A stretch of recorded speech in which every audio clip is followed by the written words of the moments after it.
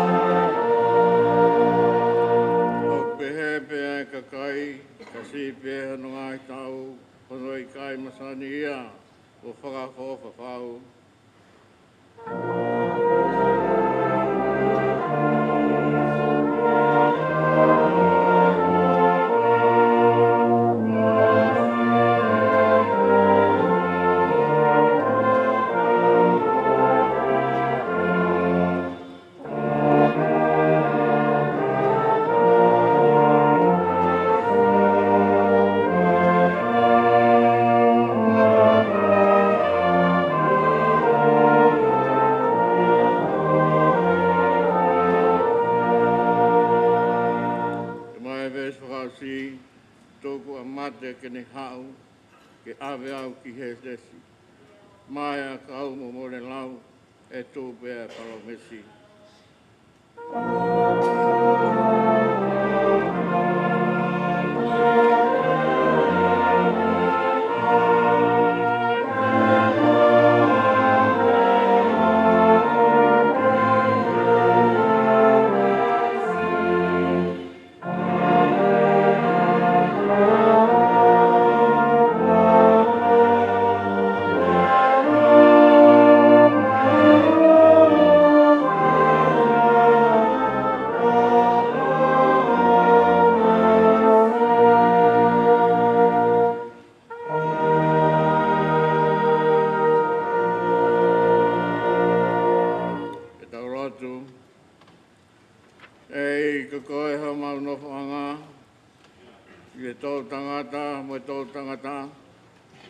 Te ki whātopu a ngāhi mō ngā, whanau ia māmani mo e whanua.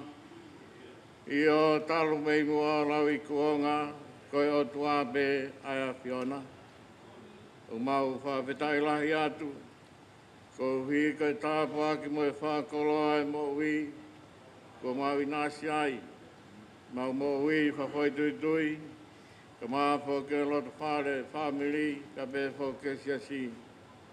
Mai mo ui ma mau whainga mālia honi ki whanau ki ono whorofora ngai maranga toa pe. E tāpāk ma wahe ia ki he mau mo ui.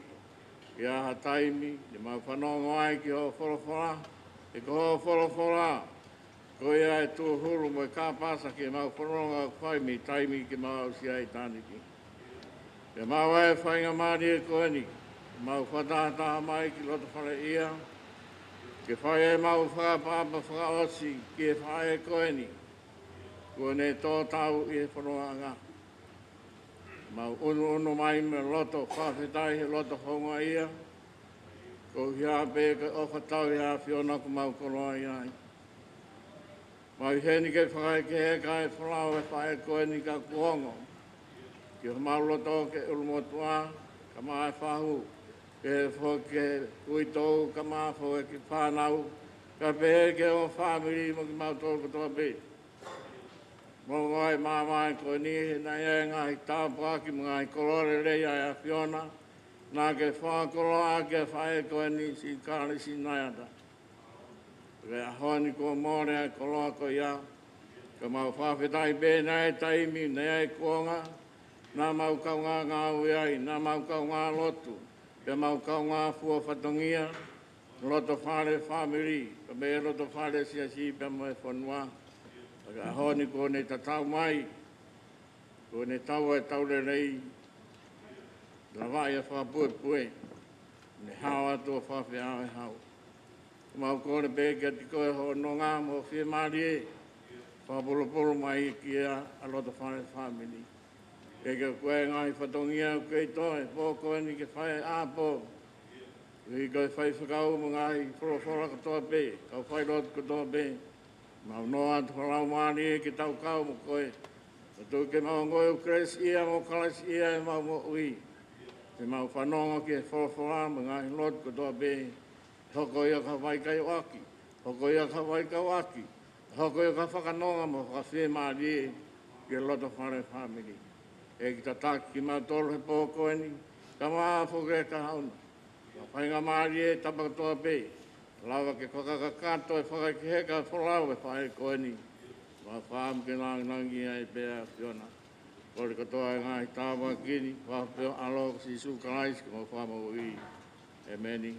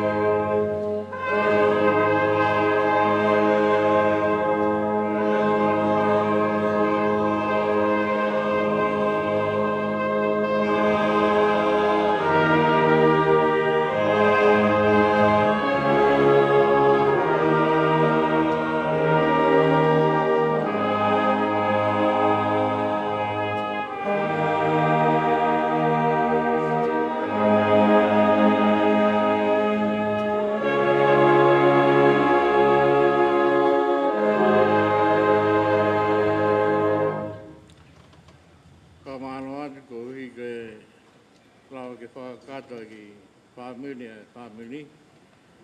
O ia he hoko atu e whakangongo ki he whawikau koe o Kotawhiu, o se atupo, o se tuata. Whakahoko te tau āpō koe ia o he pōni. Kataki pio hiwa mai himi koe ni, mo hoko atu koe hiwa koe ia, whakangongo ai pē ki he whawikau pa mo se tuata.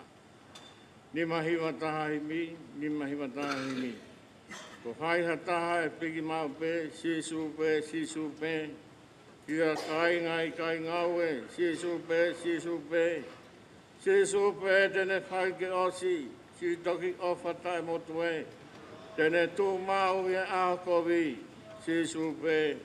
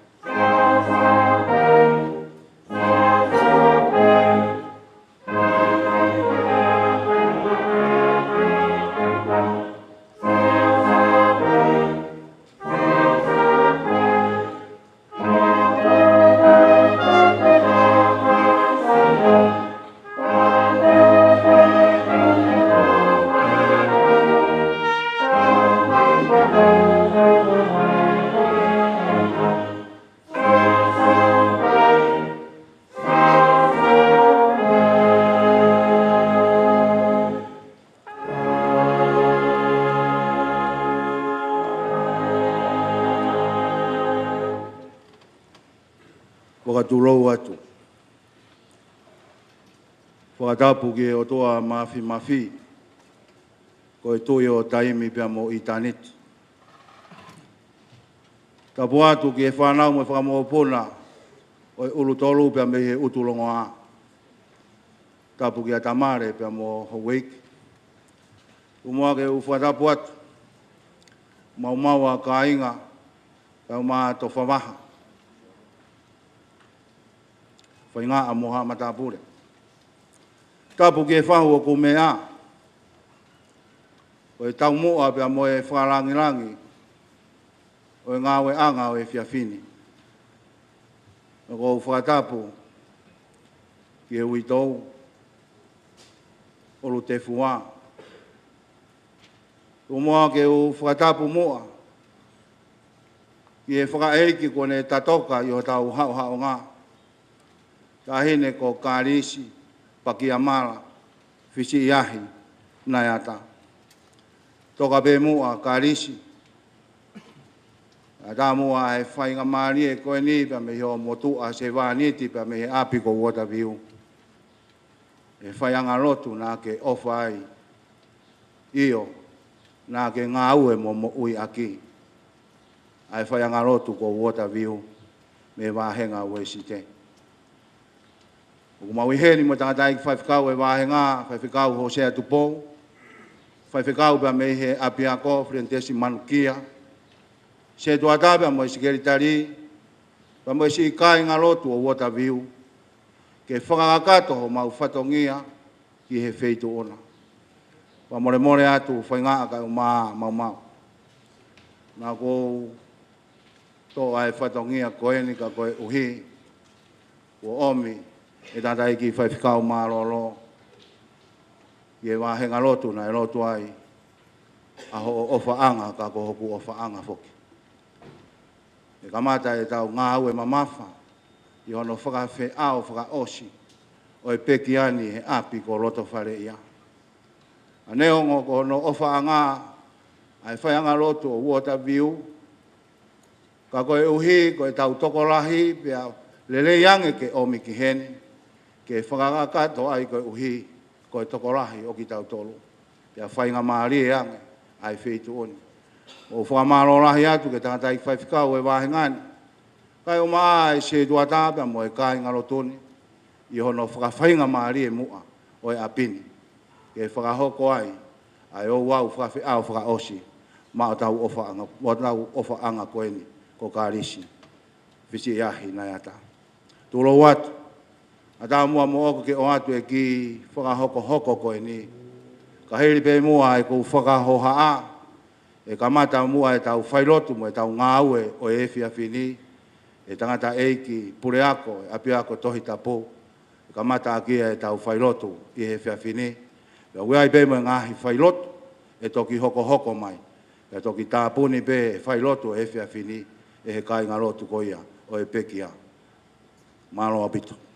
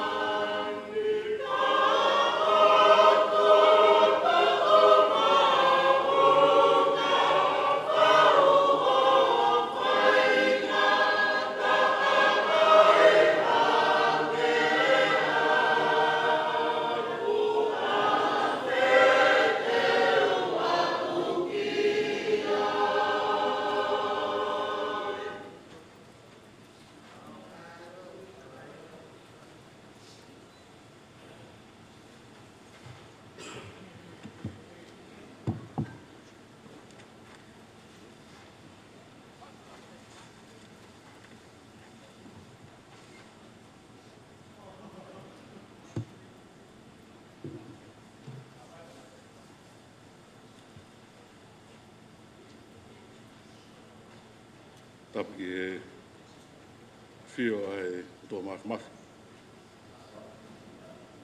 Whadurau mo e whakaiki.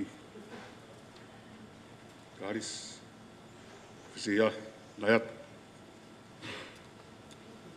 Tape mo e whaiwhikau whamiri, i kamata e loto e whiwhini, ma e setuata, e kai ngā loto mataviu, o kore ki whamalu-malu, ngai tala whaitapu ki toa pē ko osa noa whaki. E puke e whaamari e koeni, ki e whaihatau loto. Tau hiwa pē hangai wesi, ki hin koeni, taka kia ai lotu koeni. Whahangau, anonga fulu māwalu, whāno walu. Si su, ko pau ona, ki tu i whakareo rewa, e punau pē ki ai katoa, e whahinga moirea.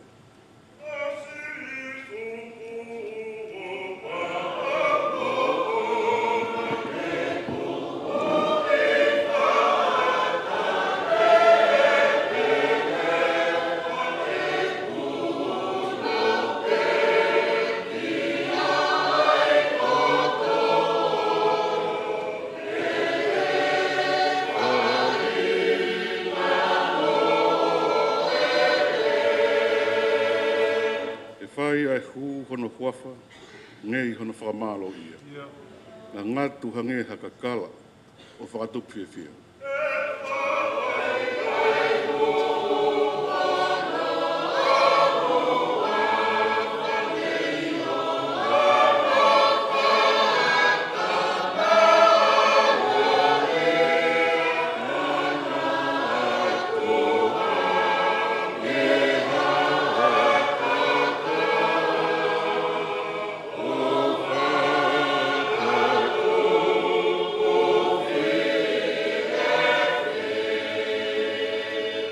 Tupu pē manu ia, ha potu tēnei au ki ai, hange hango e uheina, o lahi hana tāpua ki.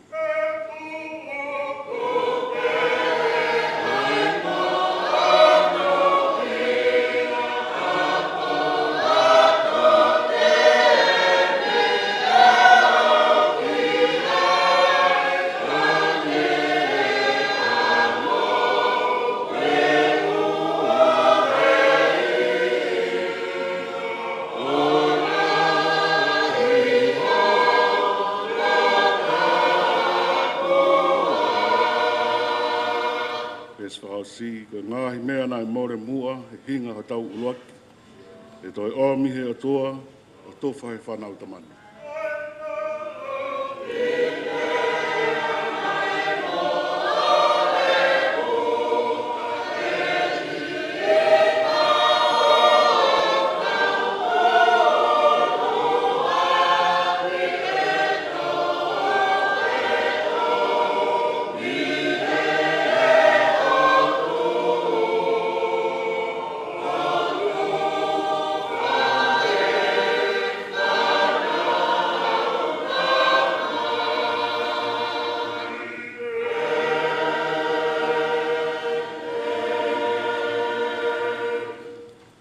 Taure son, me tohi eksoto, ua e wahe, te matalau, me ana ula ki hango fulu. Eksoto wahe ua, ves ula ki hango fulu. Pe alu ha matua i whamiri o ri vai, o ne maari maha ofi fine o ri vai. Pe whaitama e whiwhine o ne whaerei he tama tangata. Pe ne wakai ke tamasi whakawha ofa, na ne fufu ia tolu mahina.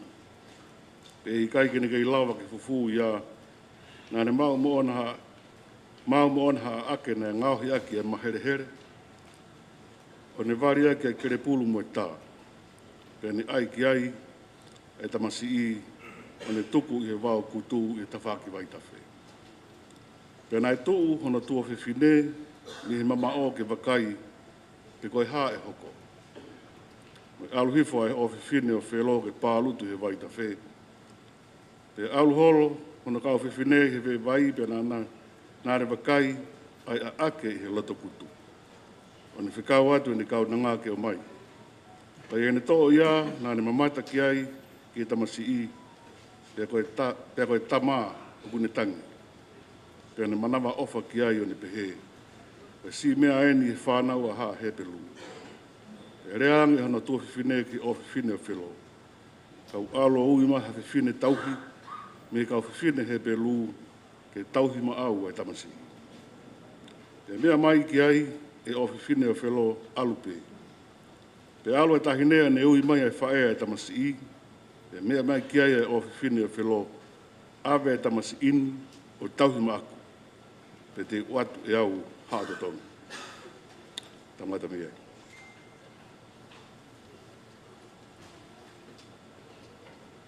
Mauro atu i he tala whakatapu ko huwhangai, pe pēha ki tā siri nou, i tuawhala ko whai no lau, ka mahi ngā eki, ai mui, me ngā aue, ai whae koini, i kai ke whāmiri i pē, ka ke siasi ka mai whanua whoki. Matoa ka whaho a, ko he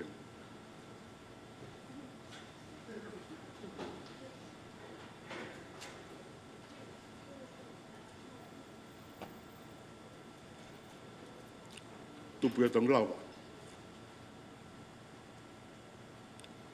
Pe mo kātoa me tangutong. Pe koe whipik taki anga ia, pe mo tawhawaha mai whanau.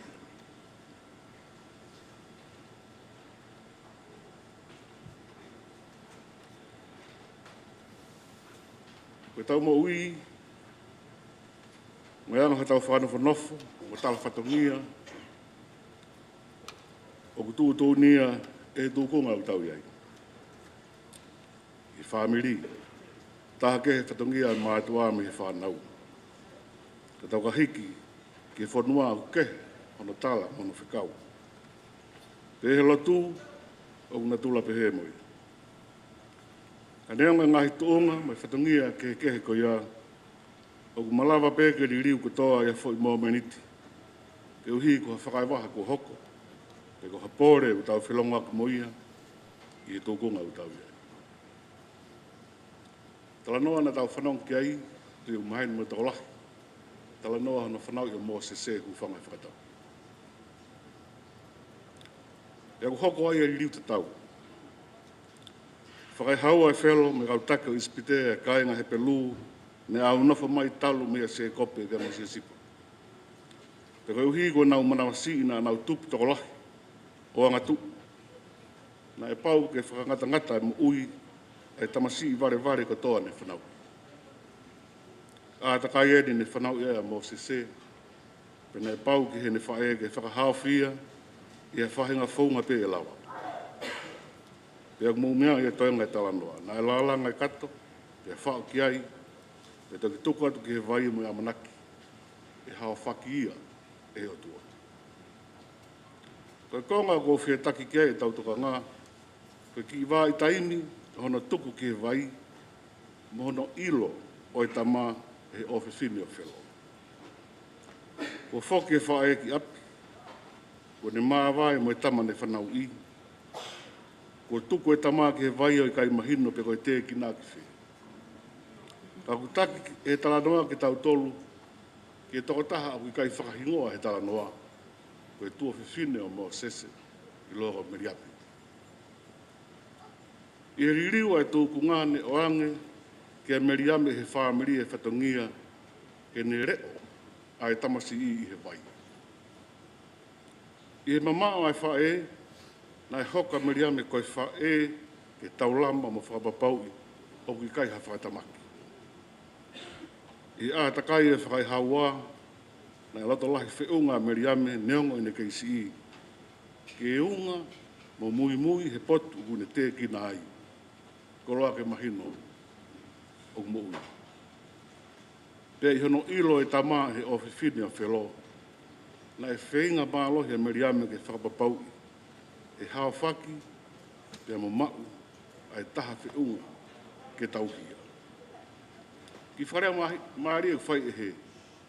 Ves whao e soto wahewa. Pena e tuu hona tua whiwhine mehe mama o ke wakai te koe hae hoko. Koe tala noa o mo ui mai ngāo e Kalisi, le wahe me ke te au e kuri i he whaamiri. Nā ne hoko koe meriame ke toenga whanau i he pekia e nau whae. Nā ne kei whine mui tau ua fulu mā tahanai. Ka koia ne lahi, pia ku mahino ne lahi e ngahi whaamu, ne toka i hano tō ki he aku me ngāu. Ka ne ririu kua toa i a whoi mō meniti, ka uhi koe more a whae ne whaiho nau tau. Ne pau kia Kalisi ke ta ofi ne whia mau, kai tokanga ki he toenga e whanau, he na anau ke i ki whau. Talamai kuri ne tau fitu i he taimu koe ni. Nai tokoi ne Kalisi ke nau tamai ka te whawaha. I ona tau he whamiri pe neonga e fusmo o mo, nai kai ngā loai e mahu inga, o lotu, e moi tau ki ngai whatangia o esi. Te ke waka hola te whawaha, ngāo e puri angai tonga, pererei me ngāo e whaiwhekau a kuri, i esi ka uhi, pai mo uia Kalisi. Ka nei kai ha Meriame, nei kai ha Moses. Te ka nei kai ha Kalisi, nei kai ha Fotu, nei kai ha Kuri, nei kai ha Sione. Hange ko Meriame, o ku mahino ne unga Kalisi me mui o whakasio, ha whainga maari e ma e toenga o e whanau. Nā ne tataki nau tolu, aki hono iwi, mo ne ngāu. Nā ne kau he hiwa e siasi, koe whiwhine solo e rei. Nā ne hoko, ko evangeli o taipu ka kato.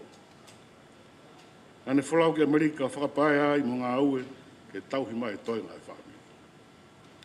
Nā ne whakaongongo, ki ata whawaha he mea katoa, pena ne tauhi e toenga e whanau, aki hono katoa. Pe au ne mau whamiri, ne Kalisi Naeata ka ne kei hoka tupe e tauhi, ke whakapapau ia ku malu ma tuonga maari e whanau na i hiki e te ia. Talalota mai e whaikau a kuri, na whokianga Kalisi me Amerika, lolotonga ngāu e kuri e wha statistika e puri ana. Pea toa whai e Kalisi, a hala whanonga fo ou mo e whaikau. Nā ne tala ki ai, hūk se tautai. Ko do toenga o tala noa e hūkoia ki se tautai, au tau whamoan ko toa ki ai. Nā kunofa e ngai wiki ko hiri o tatari ki uwakai ke Kalisi, aho e whanofa e kuri ke whaifekau pūre, wahenga aukala ki manukau. Ka kone tari ki haui maalongange, i nonga, ko tau e visone, nā ne whaihono whotu. Te whawaha, koe hala e ko whaihono tofa e Kalisi, maka mūtou. Whamaapopo e whaamiriki o tua pe i kai tutulu a tau whaia. Whalahi atu, ke witou, tau maa ai whoha ulu te fua. Whaat ke whahu, ulu motu wā me toenga e whaamiri. Tawang ki o tua ne whaki nonga mo keresi, o mi iwi mo mama. Whakatoa ka tau ngahi whatungia, e Kalisi kai umaa ngahi whatungia o whakamohi me iu. O whau mo tawangi ke nonga e tua, ke toka, ke mo Kalisi. Ke ai o tua ai bea langi mo e whakamalohia. E meni. Tau te hiwa, whangeau, whitunga fulu maa whaa e whalawhalahingi. Whaa whitu whaa, hoku tauhi e sihova, o iau he ofa. Te i kai te utoe noa, o iau he ofa.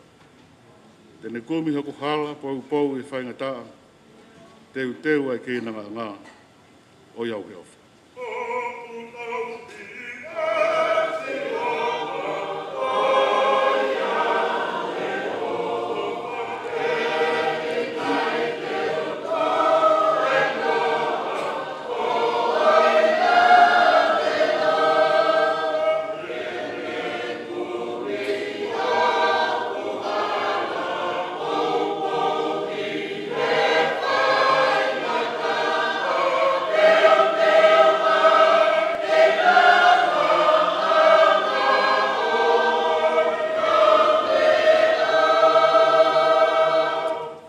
koe ni ko whakawhi ka toa ki tau tolu, ke tari mai e tau loki. Oi e te tau ki mono uni, oi au ki ofa. Ngō we lau mui mui, oi au ki ofa. Inu he vai whakanonga, tari en wholofola, mā tā si on whafonga, oi au ki ofa.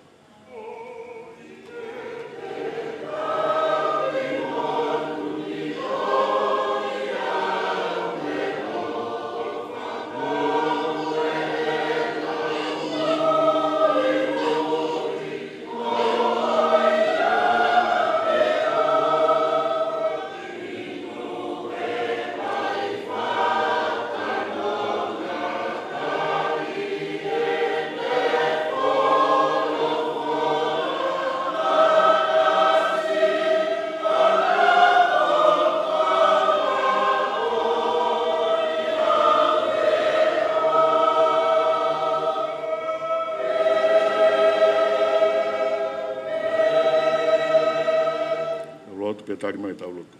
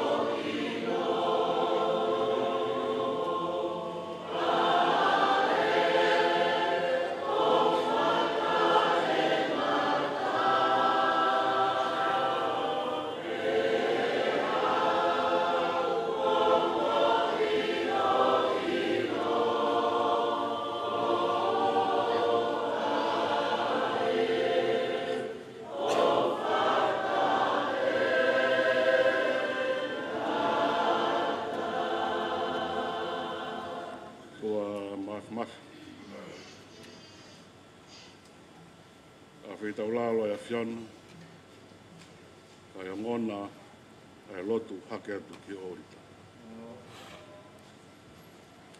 I whamai o whanonga, a mau ngai loto i taimi o tenghia, mai la waitu.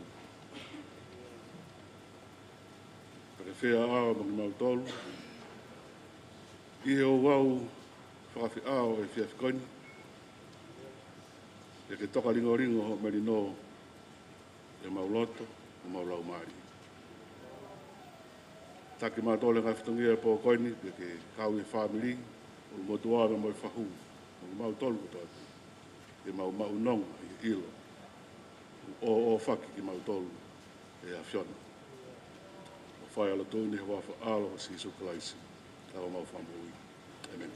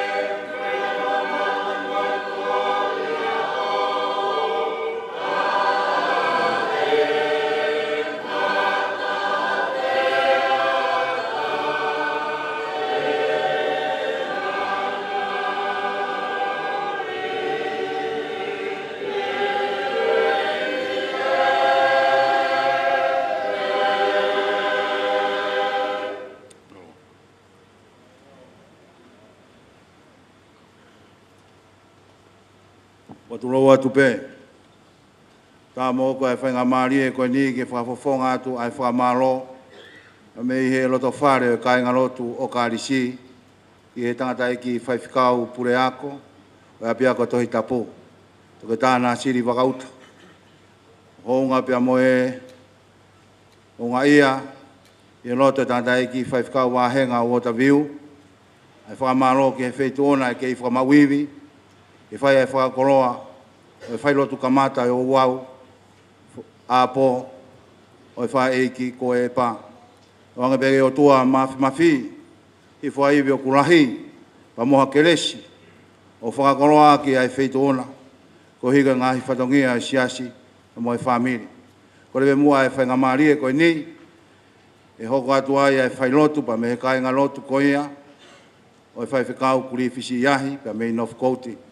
Ko rea te mua, e whanga maari e koe ni koe tau hoko atu pe tau ngahi poro kalama ko ia ki he whiawhini. Mano.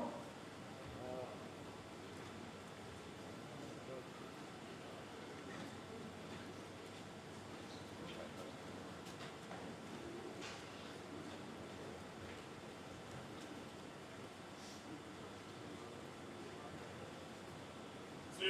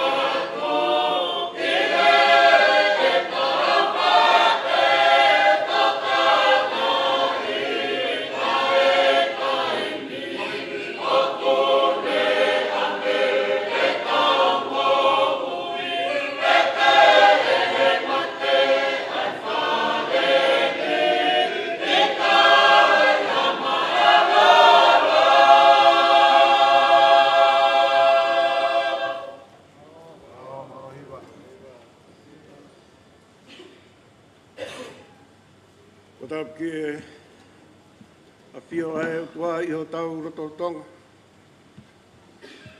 Kura puki e pe kia o kune toka. To whawa. Ambe mua whainga maari e. Mai ka inga lotu. A me e kauwai no soa. Ai au ku lau munumu lau tāpua ki ai. Ai wāhinga ngau e. Manu kau o kalani. Kau hui kau whanau tama. O kiene e motuan. Tama e toko ni. E ki tanda ik pes kau. Ari pate huila. Ke mau whafunga iat. Ai pōpua kofa. Me vahenga ngau e. Ka mai ka inga lotu. Toka pe mua. Fa e. Ko mau ka inga. Fa e. Koe ni api whakalau maari honoua. Ai ofai. Ko i kone whanau tama. E tuku mua ke mau whakatat. Ha mau tatau. Mo popa kofa. E ni ai. Me tāpea e whan. Me whana wispea e pot ngowe. Ta taki pe mua. Ha whamil. Porporahimi. Tauta hiwai. Tolu ngeau, tolu fumawalu. Tolu ngeau, walu fumawalu e himi. Tolu walu. Mo mea pe i lalo. Rau hiwa. Te tau lava. He whanua i kau wai. No ko anga e o tua mo e kau anga e lo tuka lai. Io. Teta ewa potu monu ia i kau wai. Io. Teta inu he vaiola. Tafe me he taloni o langi.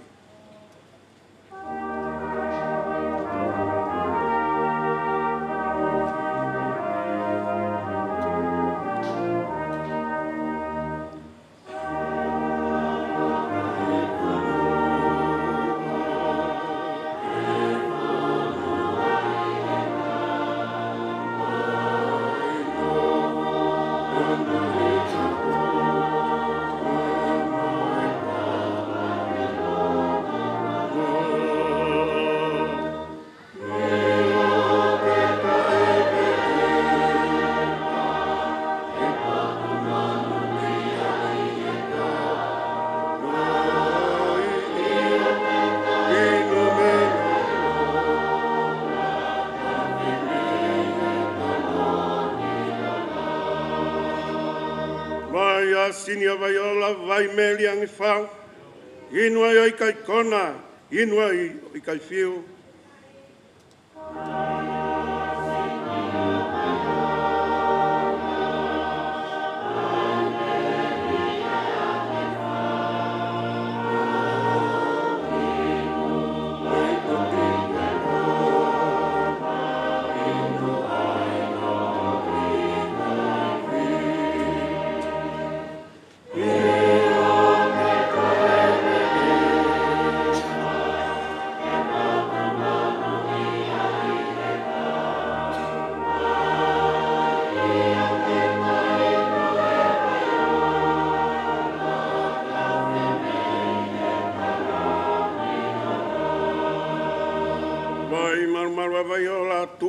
Hoko ai a kau. Fua e mai nā kotoa. Koe mea whaito ono lau.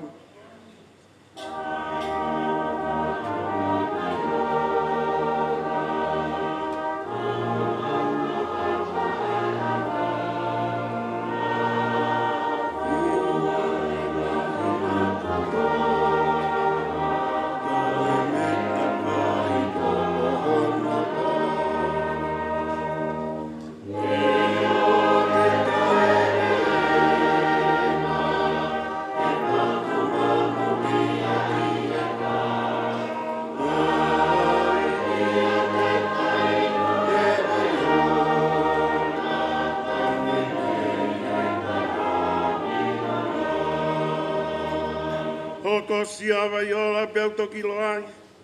Hoku tau ia siova e i kai hamasiwa e whai.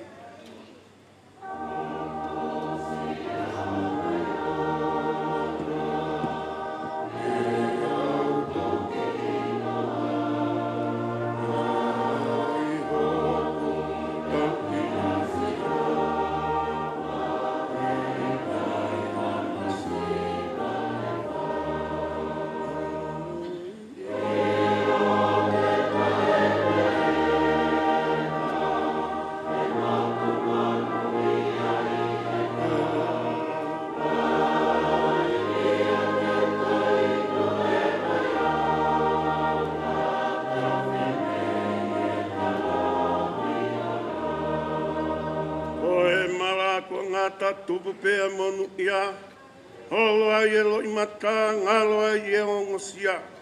Io, te da ewa he potu monu ia i e kauwai. Io, te da inu he vaiola, tafe me taloni o langi.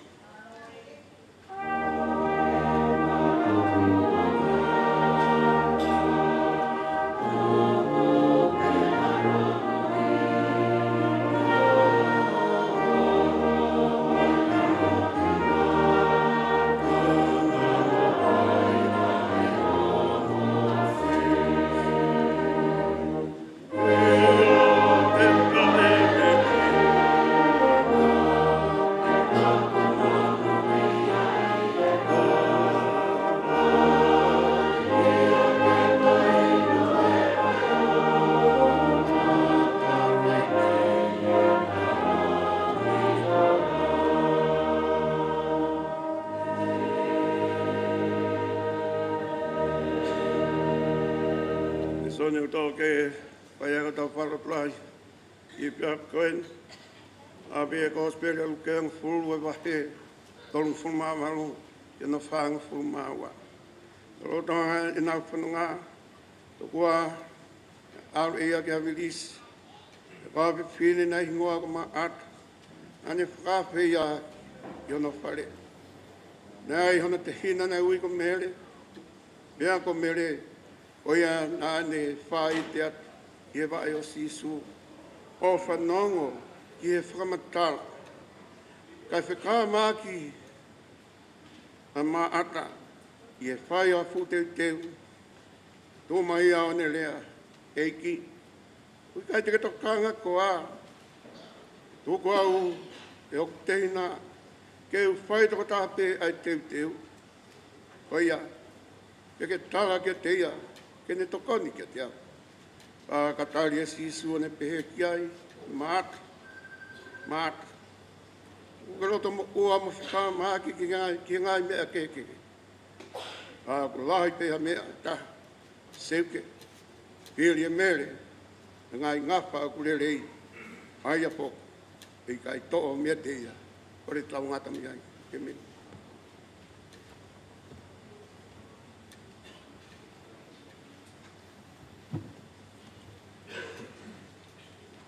Kore ke uhu whangatwe i he whakatapu ko kamataki a e whiohi angani, ka tāke te au ke whakawafonga a e whai lotu pe mo e manatu ofa pe me he kāinga lotu ku whai whakawai a kuri whisi ahi, ka ku mau kaunga kauwai no soa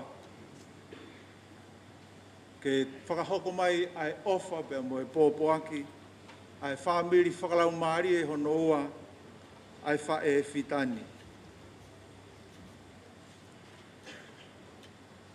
Na e wha i te atu he wa e o sisu a mere o whanongo ki ene ngahi wholofola.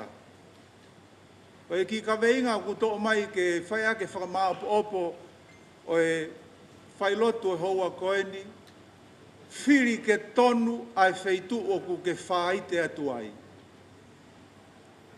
Whiri ke tonu e wheitu o ku ke whaite ki ai. Nei mau whainga maari e ku tangata iki, po mau ki whamiri, ke mau whaiwhikau i niu tōua, o donga ko u taha ua, taha tolu, o taha wha. Pena mau whakatoka ngā i ai, ai mo ui a Kalisi na e makehe pe ia. Ne ongo lahi e mau talahu i, na kau hoku tapai ke te, mo ku te ringa, hono lalau e Kalisi, ko uhi ko e rangata a, mo e pau u. Kana e mahino mi he mo ui a Kalisi, neongo e ne kei whine moi, ai wheituu o tonu ke whaite ai. Ai wheituu o tonu ke hiki ki ai hono nofo anga. Ai koe e mau me ai ai mama, ke whai aki ai tataki o e whamiri. Ko e tōnaki ko toa pē ku lava mai a Kalisi, ka umaa lorita pe mo e tamai whewhine. Pe a nau fua mai e ki tamasi i gonu whai whikau he aho ni. Te ungaki pe tamasi i ke whai ngofua he kou fulahi ai au. O fua mai ki tamasi o whakateketeka pe he loto whare. Whai e pia ne tā ai e mea. Kai whai e ngā aue ai whānauni. He toko naki ki he toko naki. Hono tafi mo hono whakamaa ai apsiasi. Koe mo ui ia ai whaamiri koe ni. Nānau mo ui aki ai lotu. Pea ku hange pe koe tala noa ai whiawhini. Lahi e ngahi umea ia ke ata Kalisi ke tokanga ki ai. Umea where mo whafo. Kana ne whiri pe ia e ia ai mea e taha o ku maolunga taha. Ke ne whaite atu ki ai. Nā ne whaite ki he vae o e whakatau lama. Ka koe alo o e otua ke whai me ai hono whakamaha maa. Pe mauhiki me ai, pe a whai ai e whe maa vahe aki, ka nā ku manatui pe, he ku kei tō ngā, o ku kaua Kalisi, i he kau tū whewheka he potu ngāue evangelio ai siasi. Kai ki whaha ofo i ai. Pe au nofo whakakaukau, koe e iai e aho e mari whai whekau a Kalisi. Pea mamaha vai me ai, toki whetauraki ua ta viu, ta koe kou tau kete pea me he kolowhala hola, mau hoa ki ai a Kalisi. Pea au nofo whakakaukau, pe na e anga whewhe, e ne a whea ai ki motu a masiva pea me he tua reo kau ki talahu i ationu. Me he kolowhala hola. Ka koe mōni e mea kou tala noa ki ai. Koe tōnga mo ui koe a Kalisi, me he ne kei tupu hake, me he ku mamata ki ai, koi ai pe. Pe ai foki ai tau whahinga tutupu, o tau alohake tutupu, koe tau mo ui koe nai whai koe mo e anga whakalotu, i loia mautolu koe ni nai ako i he korisi ko tupu, o kia e kau toloa tutuku heni. Malanga whewheka mo e lotu whewheka he korisi ko tupu, koe nau hu mai pe ki tu au kai ke toe ha hopi pe ko haka maalohi. Moiri aki lotu lahi whakauriuria. E ko a plontelo, Ka kuiai pe kaka ia, koe nau mo ui pe koe na nau mo ui aki me he kamata anga. Kai ke toi holo ia. Pea ku kau ai whae koe ni. Au ke wheiktaki e tau ko si ku ui ke uhiki ki mei Devonport ke alu ki o Wairaka. Ai e kau ai a Waterview pe mo man Aripate pe mo man Loskol. Pe mau whei loaki pe mo Kalisi. Pe whai ai e tala noa mo manat meria fia ke he taimi o ngā oe whakataha he lotu i New Toua. Pe whai ai e ku amanaki re rei te hoko atu ai kau ngā oe pe mo Kalisi. Nā ku whakawhalala ki a Kalisi e tokoni mai ka te au. Ko ifo koe ka inga lotu, koe kau New Toua pe mo kau a wha, mo kau mari atu ki New Toua, mo kau mari atu ki a wha.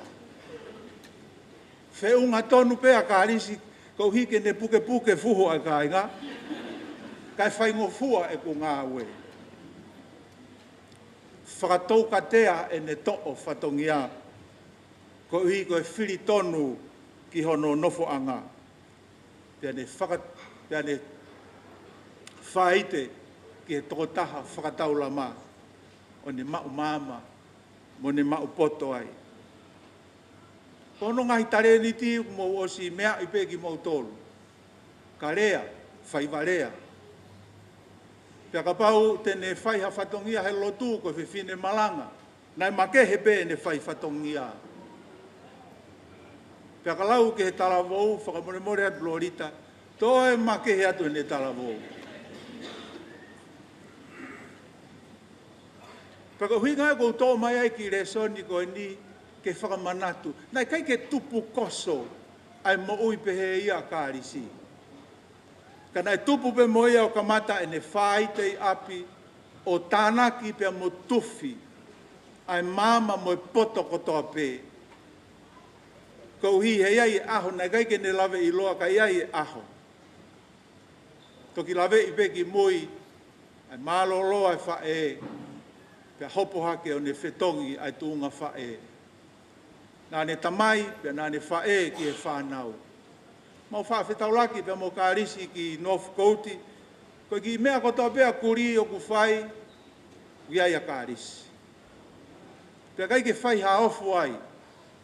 Ko ki tau tolu koe ai mātu au me tau whanau, ko taimu koe ku tau sio ai ku hoko ai visone na whai ke tau whakaamo.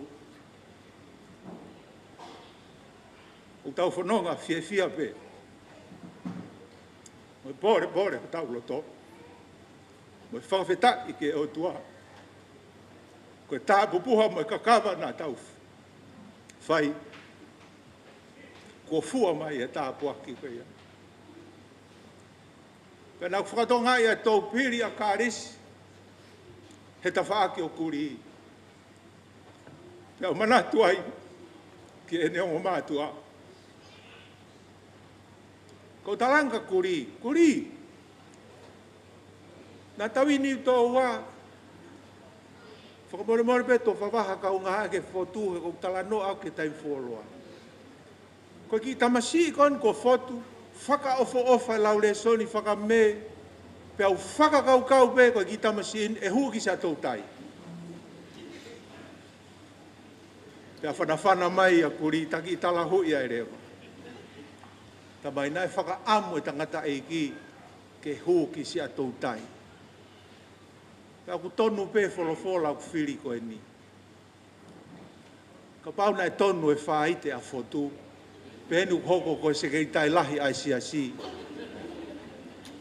Aku omi pe no folofola he ahoni ke whakamanatu atu ke whamiri.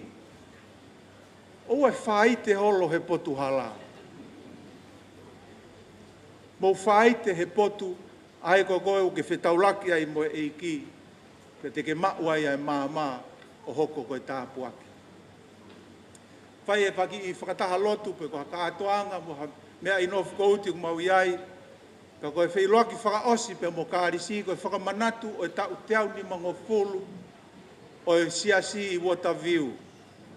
Koe tala noa mawhana nai mea upe hou e tolu no fiu whakavete whine mātua, he ko nau fia he whiohi o aho koia. Ka o talange ki o tau ke te ka sione, ki i toko lahi tama kau niu tōua mo kau a whahe siasini, sio ke tu hake ki loto lahi mai, kai ki hopo hake ai ka inga me kolo whalahola ke tau taki. Ke tau ala tua hala kehe na vai pa pehe ko kolo whalahola ko toa pehe wheitu na mamani o ku taki mau pehe whine mātua. Ka pā he pe ai pe mo e tau ke teni, kai kehe koe anga pehe manatu me rie pe mo e fia. O whalahi atu sione. Neongo te utoki kamata atu Februari, ka koongo i kua holo e fu oke nei amanaki ke whai ke ai e whakawhalala ke ngā ue. Pea ko utui ko ku hiki atu pe, ko e fuafua po malanga pe i Waterview, te ke tongia ka pauna kai ke wha o atu e hosea hao malanga, ko ku alat pe ko nio whakotu hao malanga ke malanga i rewa. Ko hiki hoko atu e malanga koa Kalisi. Anyway, whakawhetai, whakamalo tu koloria ki heo tua, e whiawhi ko eni ko whakatahata i mai e ki tau tolo e eiki. Kore mua ki tau him whakaosi, ka take o mea mai, o spela pa tau toki lot whaas mawa.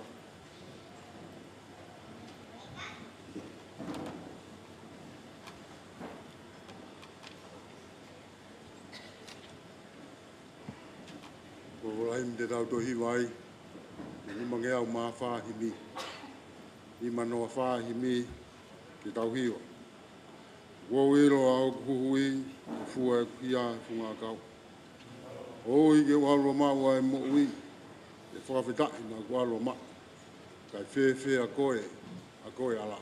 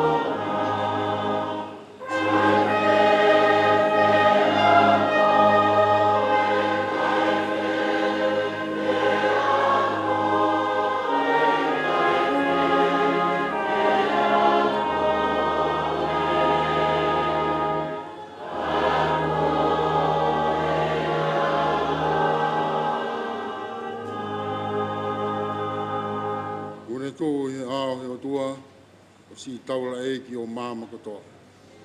O tohu ki si ngahi mata munuka, o kore he tamai ki oa koa, ke hu fia koe, a koe ala.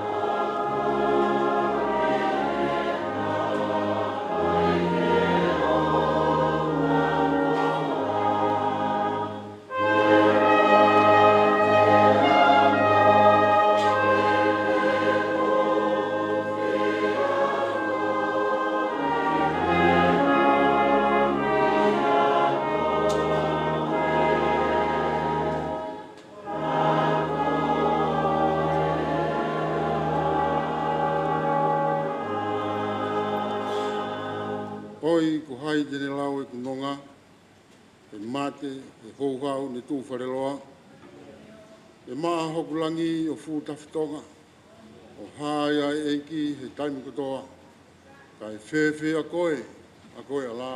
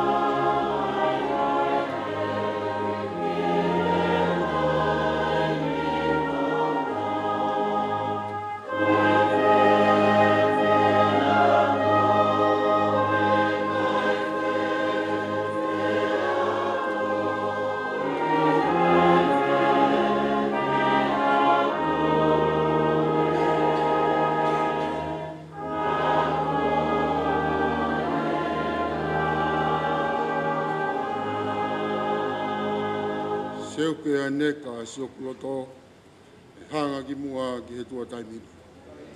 O mate a mate, o ikai ke iongo, e hāmai a langi ko hoku tofi, kai whewhe a koe ala.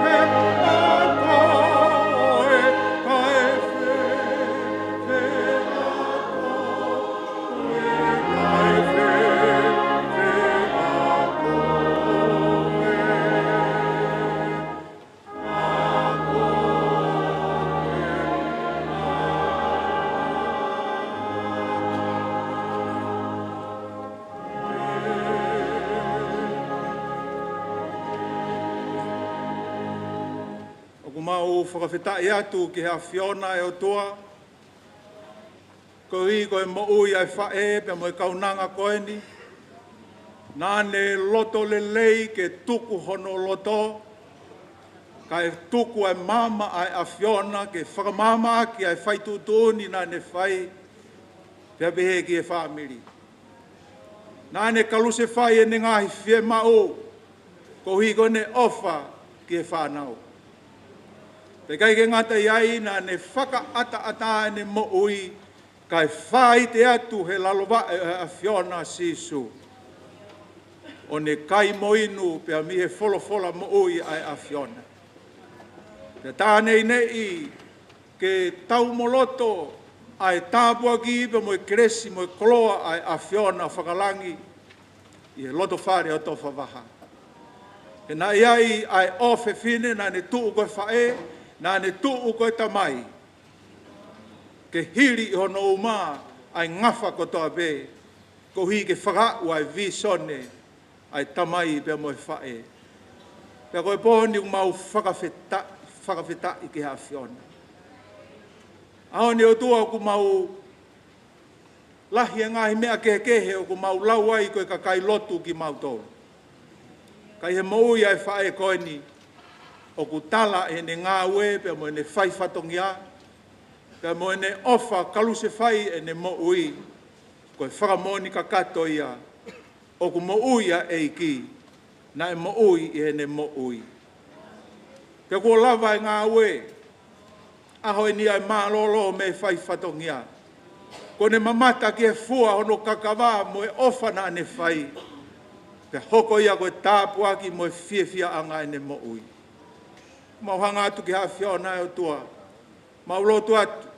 Ko hi, ko sione, kau maa sione si. Kau maa e toenga ngahi tungane, mo e ngahi toko ua. Kau maa e toenga ko tope e family.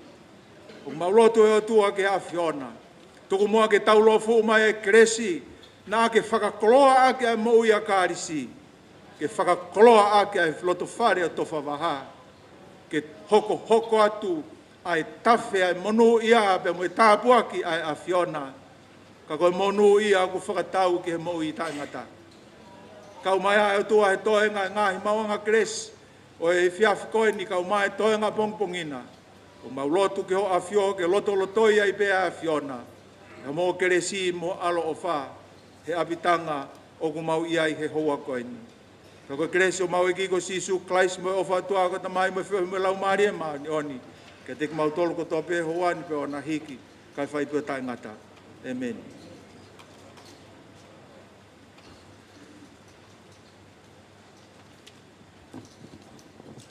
Watu lo watu pe, ala tō watu ai whamalo koe ni. O whonga atu e rato whare siasio e pekia, mai ulu motua e whamalo koe ni, na tai whaifikau ali pate uhira. Kau mai ongo se tuata, ka me he siasio whaifikau kuri fisi ahi, ai whakamalo pe me he siasi, o Kalisi, kau mai family, i e whainga maria e whitona, kau mai ongo tātai se tuata, o whai ai whailotu ho noua e whiwhine. Kau anga peke o tua mafi, ki whapulupulu, o mene keresi kulahi, whakoloa aki ai whitona. Watuloa te mua to whamaha ka atapa mui muot mutuani ke tau lama atu ai whatongia mamafa o e whakawhiao pa moe o wau o e whiwhini. Kua toko mai e he family pa ki he potu ngā ue mo e potu ngoue na e lotu ai pekia. Ke whai hono tataki o e awhia pa moe whakawhiao e whiwhini. Ko hui ku honga au pito ki a teki mautolu ke kai ngalotu ai pekia, i ho mou lava toko lahi mai. Pa kou mea ia toko lahi ai pukau hiwa le lei hen, pa kou kore atu, ka hiri pe mua a e ko whakahoha a. Ka mata mai pe mua ha tau fo i wilo e ta. Pa me he kau hewa pa me he turiki mata o ko, o a o mai ke kau iwi e o whahai to o he ma, pa ka hiri ia, o ku ia ia e manatu merie, e whakahoko ia pa me he taha, o e Kalasi aho, na e taki Kalasi aho ai pekia. E whafofonga mai ia, pia me tōta, pia me Kalasi aho, o e pekia pia me kai ngaloto uota viu. Maloa pito.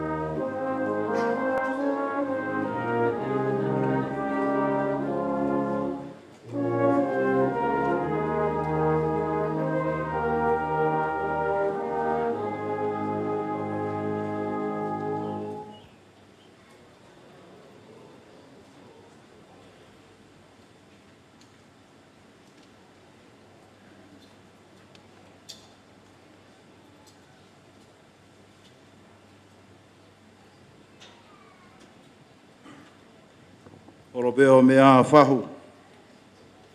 Toka pe mua Kalisi. Tā mua e whainga maari e koe ne. E hoko mai ha manatu meri e maha o Kalasi aho na ke taki ai.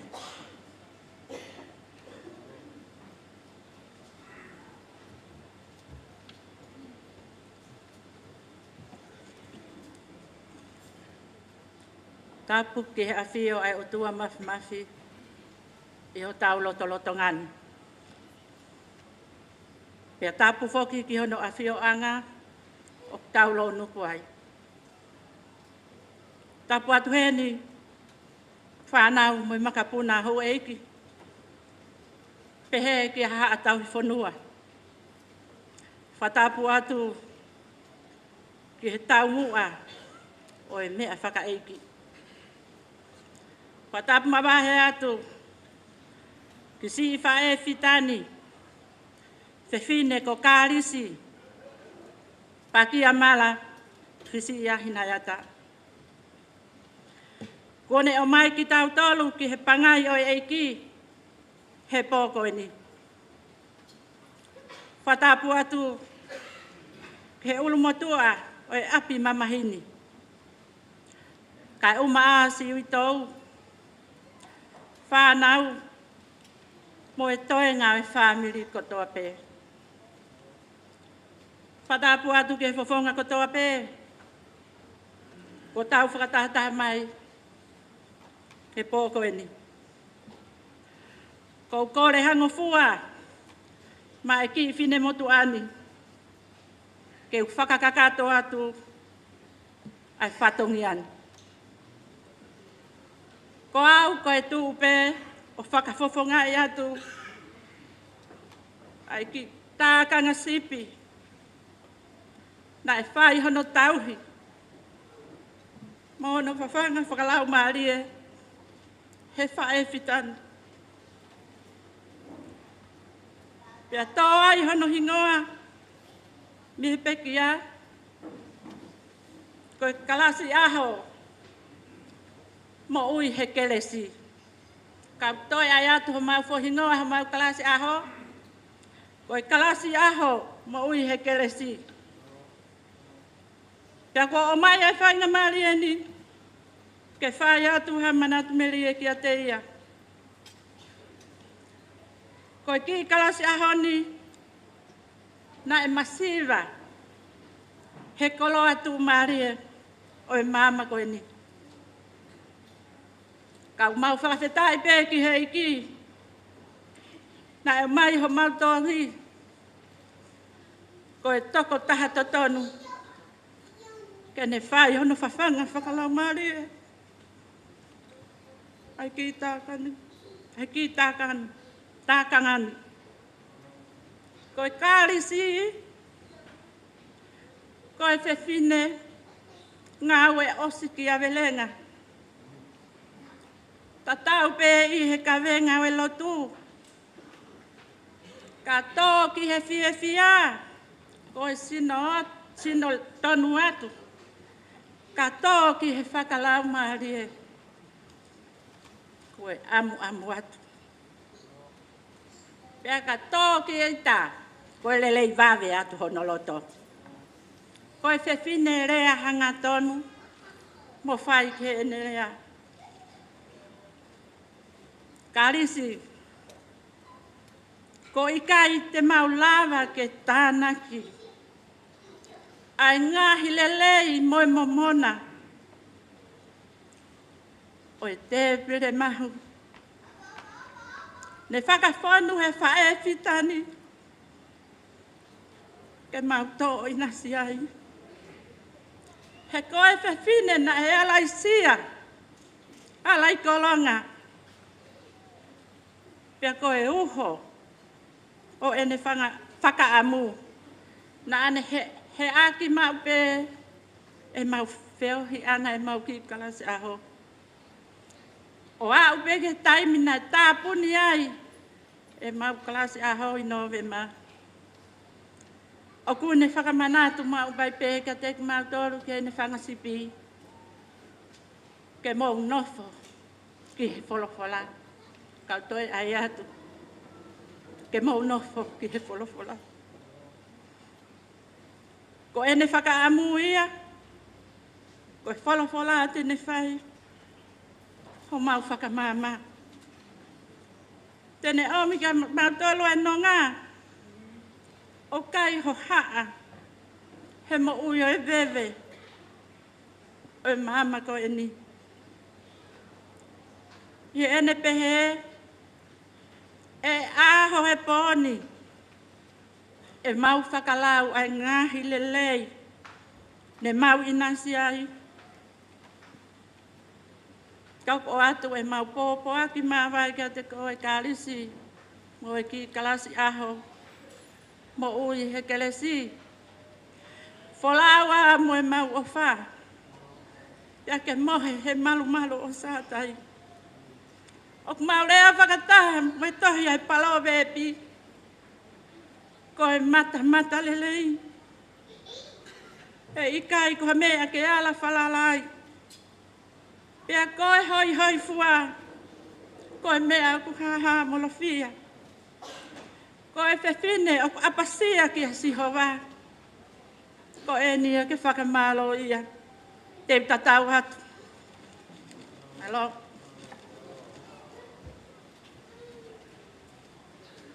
O malo atu. Lawa e manatu meri e koe epea me taha e kalasi aho, o e pekia. Kore be mua e whainga maari e koe ni. Mo mea pe kau hiwa, te tau pō hiwa lahi ki tau tolu, e koe whewhine hiwa a e pekia. Kore atu ke siasi ko Kalisi, mai pe fwe hiwa ta. Kore atu ke whailotu hoko, e hoko mai. Malo.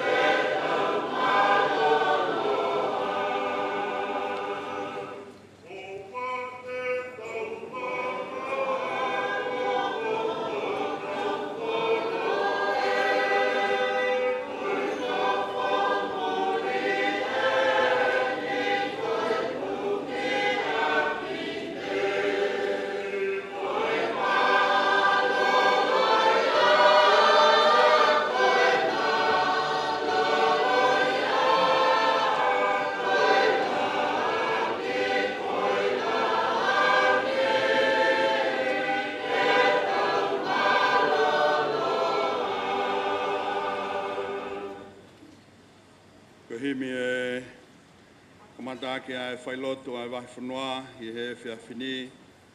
Kono whange au whitunga fulma tolu e himi. Wha whitu tolu e himi. La a hokulau maari e neongo he pouri e. Ha koe sisu hokuloto ko ahoai ai tu apo.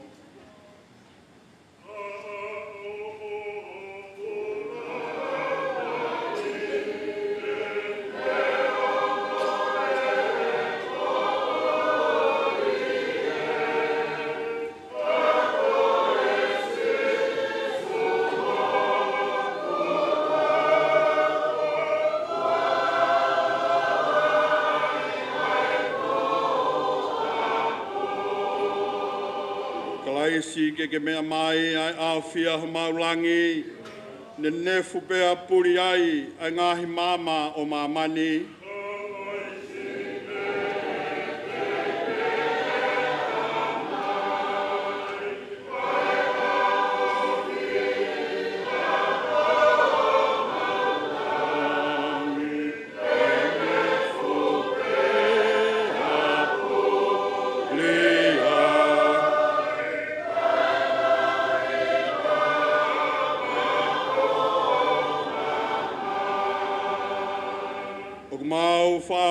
foki ngungul homau fili kovi. Lafi e hoste whikai ke mau homau atamai.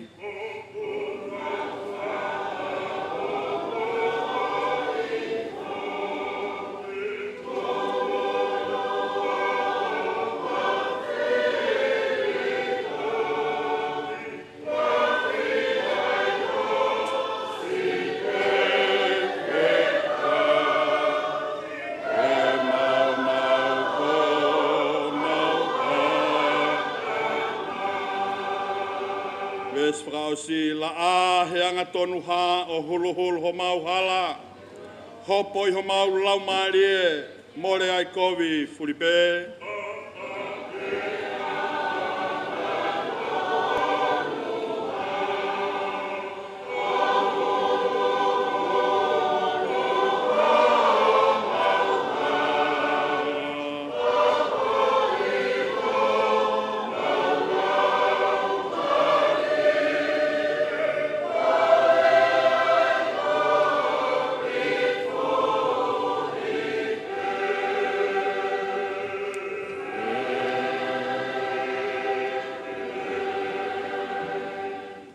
Folfola e lau matau tolu ke whai me ai poupou I he pōkoeni, hape I he ipseri koia Paula ki he kakai korinto, uloaki korinto, waihong fulmani mā, koeni a ngahi ves pe me ai.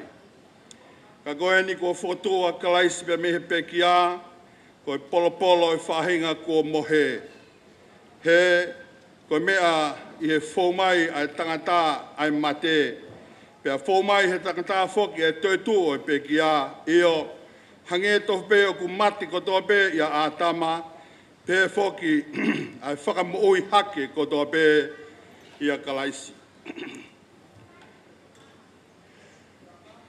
Tapu ke he awhia o tō mawhi. Patapu atu ki he whanau me makapuna hawiki. Ia e whakatau makehe ki he toka e pekia.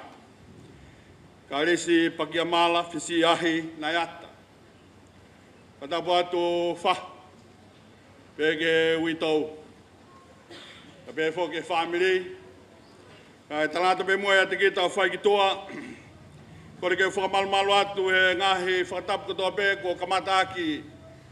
Ai mawanga kires makehe koen. I he whakamawai ko whai pe mua pekia. Ka o mua ha whainga maare ba mai wahi whanua. Ke whai atu ki whatongia whailoto e pō koeni.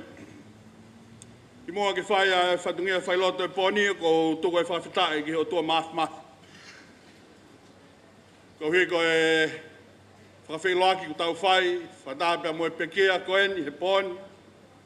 Lawai a e wheha aki. Pia mua kāinga lotu koeni, pia mei water view. Whakau ko whewhia apitapito, I he ngona koia whakau atpate uela. Koia whoki tene whakwato e ngāwe koe ni I water view. O mā whana noa bea e wahi whanua he mō meniti koe ni. Ko hui bea koe kau whataha pia mo e pekia, pia mo e witou, Kalisi Naeata. Kau mā e siasi koe I water view. I he e whiawheni, kau hei koe pekia koe ni. Ka iaha whakakaukau ke whakamaapopo aki e whakakaukau pia mo e mo ui koe ia. Na e whanonga ai he ko mau ke pekia koe ni. Koe whetaki nima ke whakamo ui. O koe historia maari au pitapito ia o I kāinga lotu koe ni water view. Koe tūtūni koe ia e sias metotisa nusila. Kapau ku sias pālangi ha whaianga lotu. He kai ki ngofua ke nau toi ngāwe aki ai ngāhi rea o ngāhi matakari ke he. Ngata pei water view. Koe whakakaukau ia. na nau whetaki nima be. Kai whai be mo nau whakamoui. Ko eo ko whiawhia ma kehe ai he pōni. Neongo na ikai ke whanoa Waterview. Ka kuhange hange ka te au ome Kalisi he pōni. A toi foi ata fo o whaifkau aripate huila. Ke he whanonga koe a Waterview. Pa malo atu o Kalisi Naeata. Nā ko mau whetongi atu I hako ngā aue he whai angalotu koe ni o Waterview. Nei mua atu pēa e whaifkau sifa pōle. Nā heko atu e whaifkau koe a kamanake ne whanonga koe ki vaine moonia. Vai tulalanga. Nā hoko atu ai a kuri fisia. Pea o kawau he mui atu iai I he tua ko iai he wafi maa taha wānai. Koe siasi na nau malu pe I he sinoti e ka papalangi I Okalani. Ka na nau ngawe aki pe e kaweinga ko whaikai a whakakaukau e pō koe ni. O tatau ai pe. Pe koe whaifakau pālangi o kune tonga I ki nau tolo. Pe koe whaifakau tonga ko alo atu ki Waterview. Koe tawi o whiwhine koe ni ko peki a. Nā ne whakamaa pōpu ki nau tolu whakataha pe mo nere maire, ka pau ki hena nere maire. Koe whetaki nima pe mo ki nau tolu kotoa pe ke whai ai whakamoui. Peko tui koe whakawhitai anga I au pō koe ni.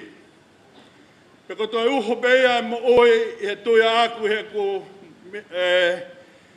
ilo e pekia koe ni, he taimina aku iai I Waterview. Pea, koe whiwhine na e hange koe ko osi hono whakaha I he tungani he whiwhine. Koe whiwhine na ne veke pea mo hohoi a hono loto.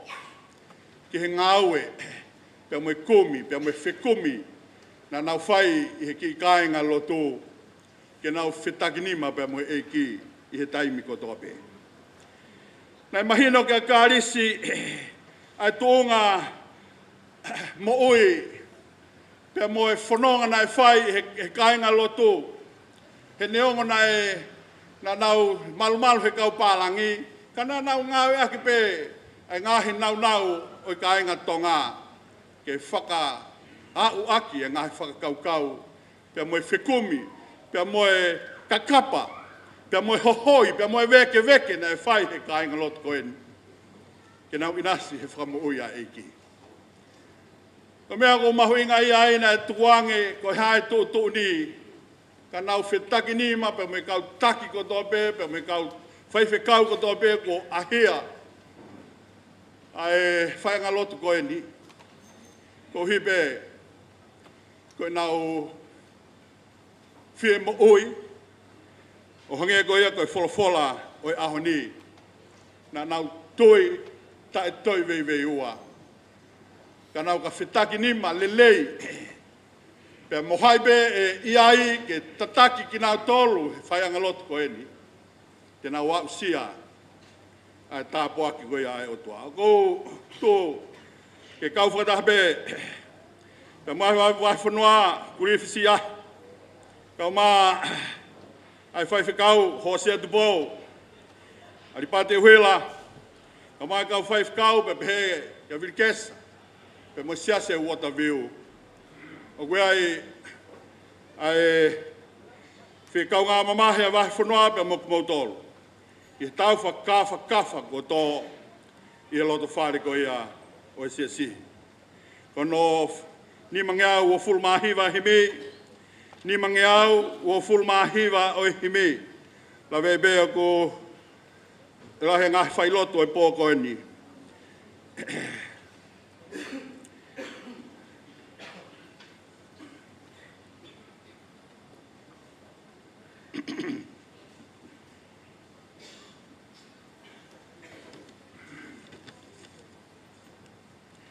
Ni mangeau wahi me, ka matangi o peaua, tahi he mo uene, te hūwhanga he o toa he maluhono nima, tene fufu au, tene fufu hono awhinima,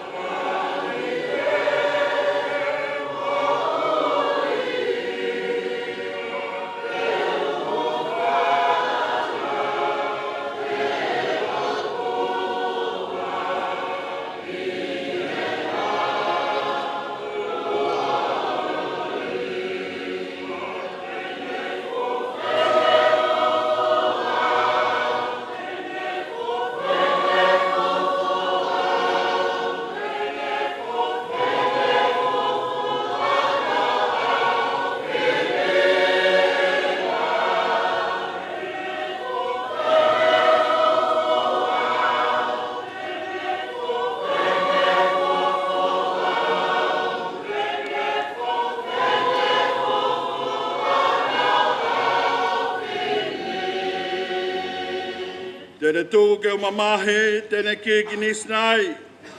Koe ofa kuolahi, ofa whakaita mai. Tēne fufu au, hono a whinima.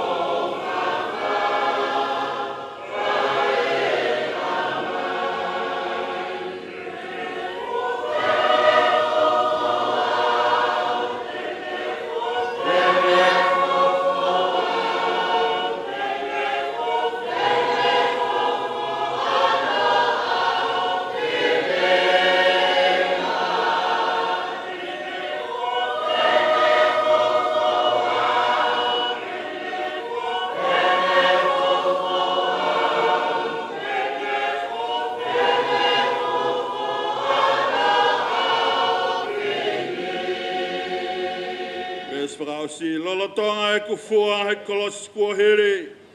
Mamahi au he otua tauhine tamasi. Tēne fufu au hono a whinima.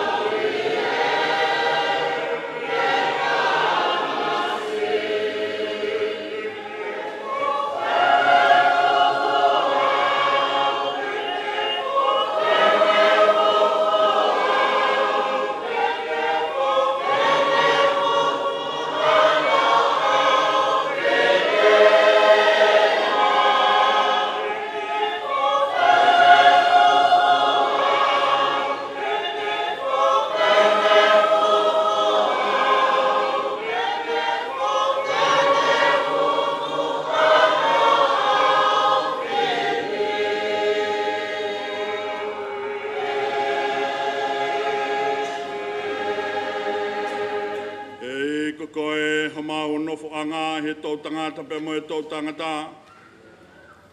Teke whakatupo e ngā he mo ngā. Pe whanau ia mamani pe mo e whanua. I o talumei mua lau i kuonga koe o tua bea e a Fiona. O kuke whakafoki a e fu ke tangata mea vai vai.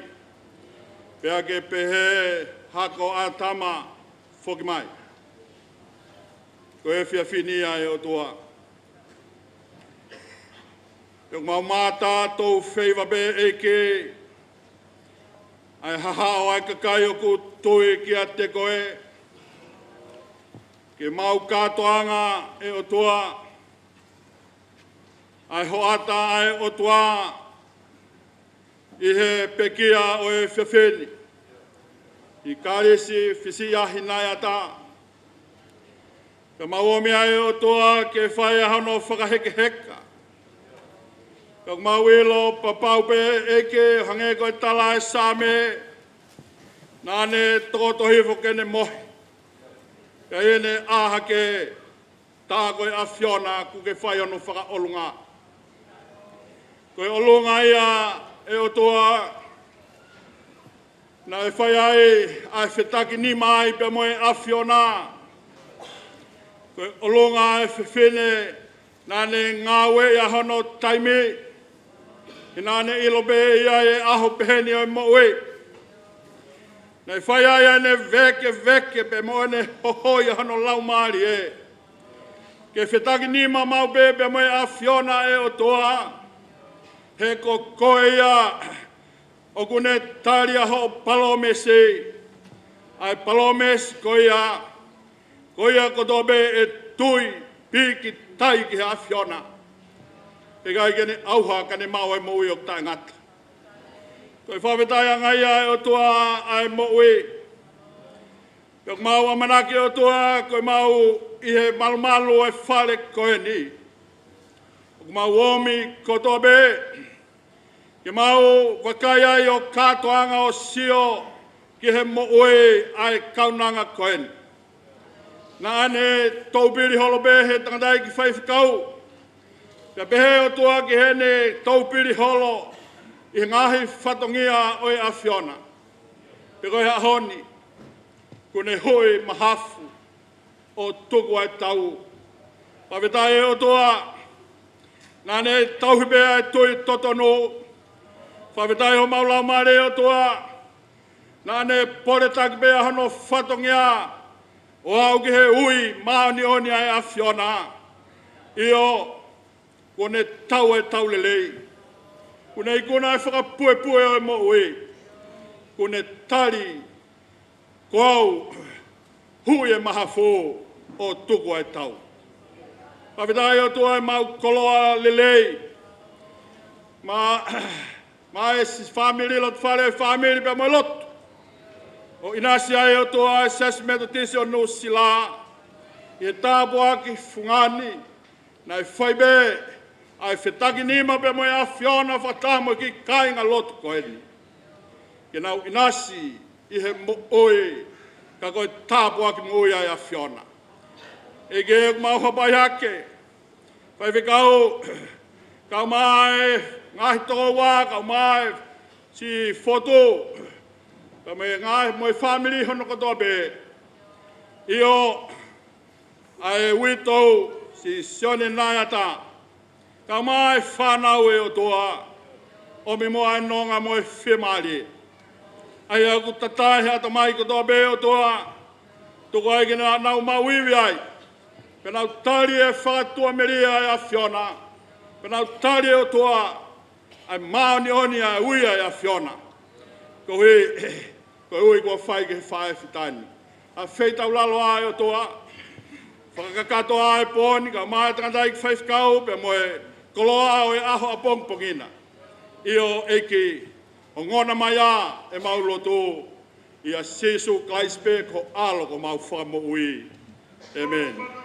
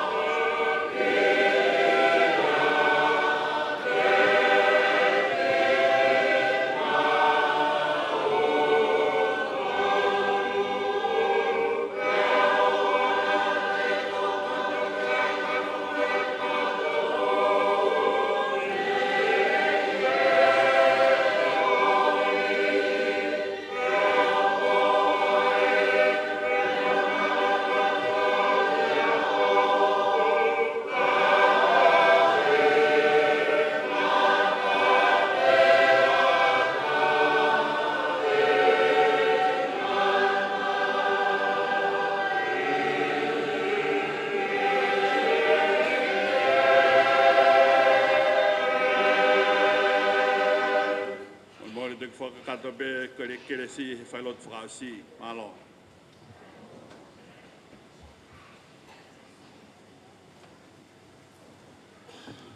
Turo atu pe whahu holo pe mua ho mea. Toka pe mua tahine Kalisi. Tuku mua pe ai whainga maari ke ho motua se vaniti. Ma mei he o poto ngā ue. Ma moe lotu, moe siasina ke ofa ai. Ke teke atu. Ai pōri pa moe whaiwhatongia o e whiwhine. Ua toa e whakamalola, ke whaiwhakau sea e vai whanua. Ka lolo whihaki, ai whakawhainga maria e whitona. E lawa e loto, pa moe toko ai tāpuaki, pa mai whamiri, pa moe pekia. Ka malola hiat, me tātai ki whaiwhakau e wahenga loto uota viu. Ai mau whakamalo ke whitona. Ko mea i pē ko mo ihene fu kau hiwa toko lahi foki. Pea omi foki pea moe polo kalama, o omi ki he sia ke ne au tataki ai polo kalama o e fia fini. Pea koe tā puake nia ki he whamiri fisi iahi, he kua fiu ono tau wheteke ai kau tangata eki taura eki, pea me he whai ai lotu. Pea koe tui tangata eki whaifikau malolo, koe koroa iau ki taua. Ka hiri ku whakahoha. Ko kore atu ki he whai tō hema o oku, o gwai e kau hiwa a mātiu. Mo kau ifio e sia sin, ai peo mo fo itakita. Pai hoko mai lewa e whai lotu hoko, koe whai lotu ia api ko loto whare ia. Lewa e whakahoa.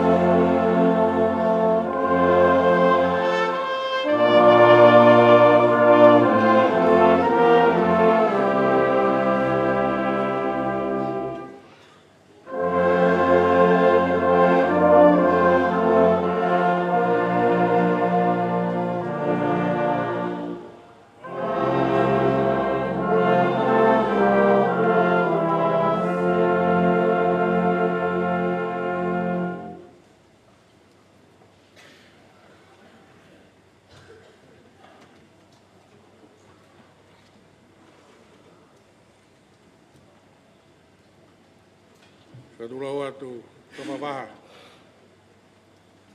Mau ka mātaurepa. Toka pe Kalisi. Pakia mala Kalisi Naeata. Ka tuku mo koe whai maari e koe ni pe mo e whai a ko. E whai ha whai lotu.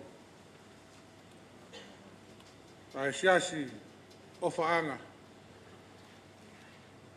O ulu te fua. Sione Mila Naeata Junior. Whamalo atu whawhkau. Kau maa se tuata. O siasi o watangiu. E o me whainga maari e koen. Ma siasi o loto whare ia. Ai siasi, nai tuku loto i pe, ai loto Kalisi ki ai. Ai siasi, a manaki, ke hiki mai ai ofisa ki ai. He osi pe tau mea whakai ki.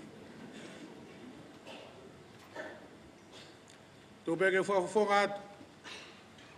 Tangatai whawhkau pōre, wāhe ngā. Kau maa siasi o loto whare ia. Peke o taki Kalasi Aho. Kalasi Aho a Sione Mila. Kai ngata e ki o tuhiwa a mātiu. Peke e pure lau tohi. Kai maa kau whai lau tohi whakasāpate. O ia pe o loto whare ia. E ai pot ngā ue, e si kau se tuata whare. Ngā ue mate aki ai. Sione Mila. Kau maa e pot ngā ue tala vou. Mo e whine mo ui. O ia pe o loto whare ia. Tu peke maa whawhonga atu. Ai whai lotu mo e manatu meri e atu. I he whae whita koe. Kone toka i o tau hauhau ngā. Kore peke tau hiwa. Ni mange au walu fulu maa taha i mi. Ni ma walu taha. Tu o kulau ele rei o langi. Ono fu mahu mo hono masan. Ka koe mata ono koloa ai haha eiki tau hano pulonga. Ka sio pau lata iau. Kau ka sioa a hono fofonga. Te utoki lata iau.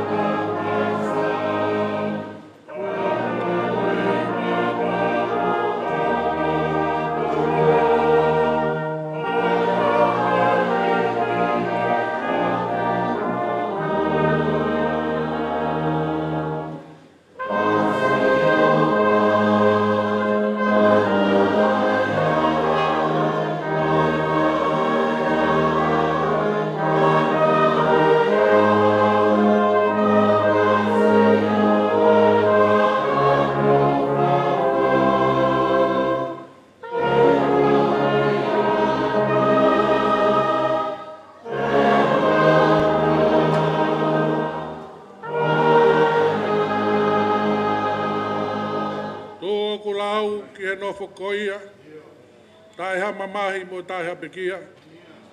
Ka koe mata ahono koloa, ai ha ai eiki, he taimi kotoa.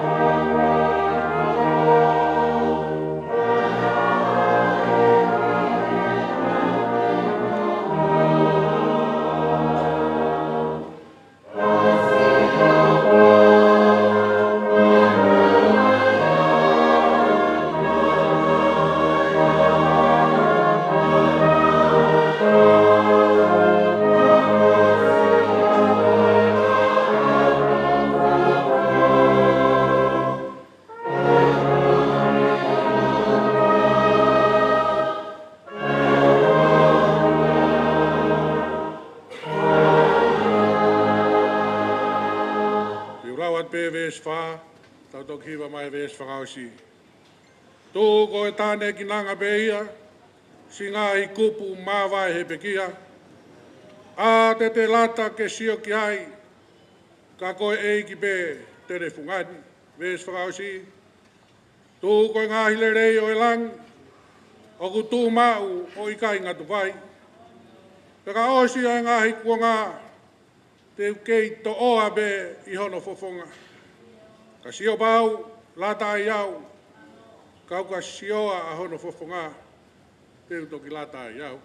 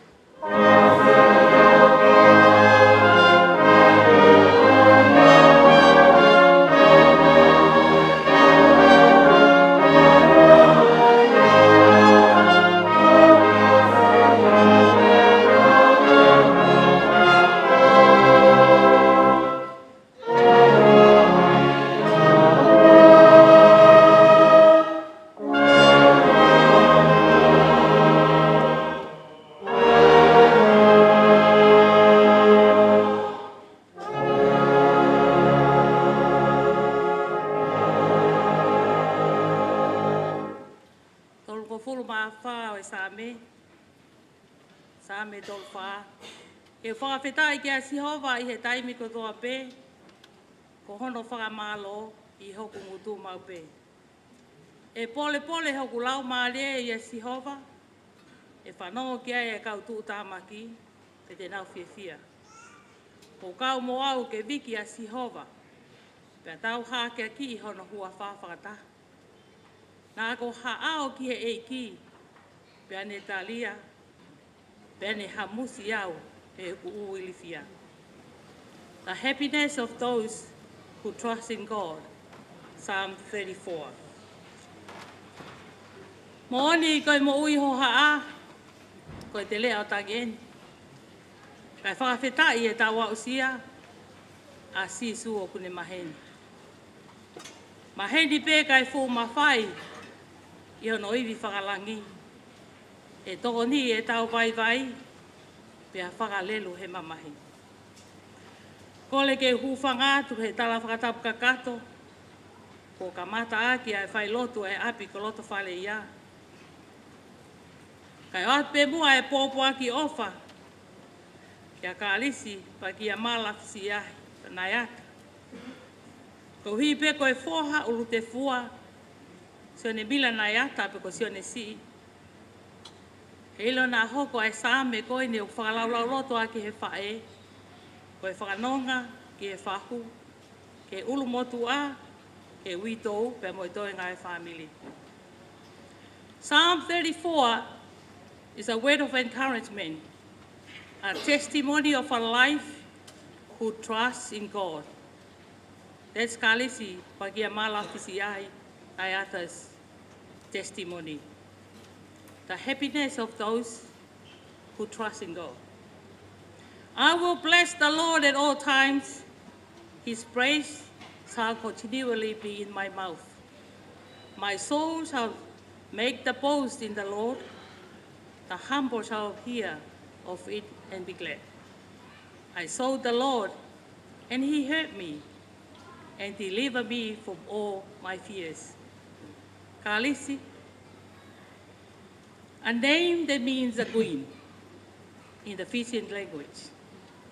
And if Kalisi is a queen, that makes it Mila, the prince of Lotofaleia. Kalisi is a woman who fears God. Koe whae nai apasia o tua. Koe ne tala loto is a word of encouragement. Bless the Lord at all times. It's an expressing of a deep trust and confidence in God, a source of guidance, a strength, and rescue from fear, their enemies, and the uncertainty of life. I'm a woman of faith with assurance of things that she hoped for and a conviction of things that not seen as she trusts in God. She cried out in verse 4, He heard me and delivered me from all my fears. The uncertainty of life, the importance of the present, because tomorrow is not promised. The Lord is my life, my salvation, and being at peace, a woman who trusts in God. That's for the sake of those who don't fully understand the Tongan language. Koe sāme e tolu whā, koe sāme o e fia, mo e nonga, ai au whalala ke Sihova. Mo mea mai pē, ke ngahi ata o Kalisi, koe whiwhine nei whawhonga fia mālie. E taimina mau ahia ai ai whae koe ni, koe talaloto ai sāme koe ni e vesi ulaki, koe leo oi whakawhetai.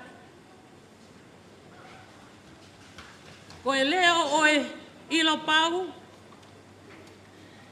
koe ngahi mea kotoa pē, o hoko ma ailelei. Nā mo e taimi o e whainga tā ia, nā ne whakamo oni o kune tali pē. He koe tui o whakasino, e a mea o ki kai kiha. Nā ne pole pole, i hono lau mālie he ne ilo a Sihova.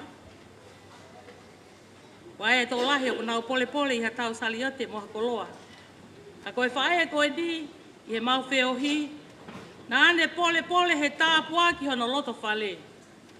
He kua fua tō ulu, e poutuliki e mo ui, koe lotu mo ako.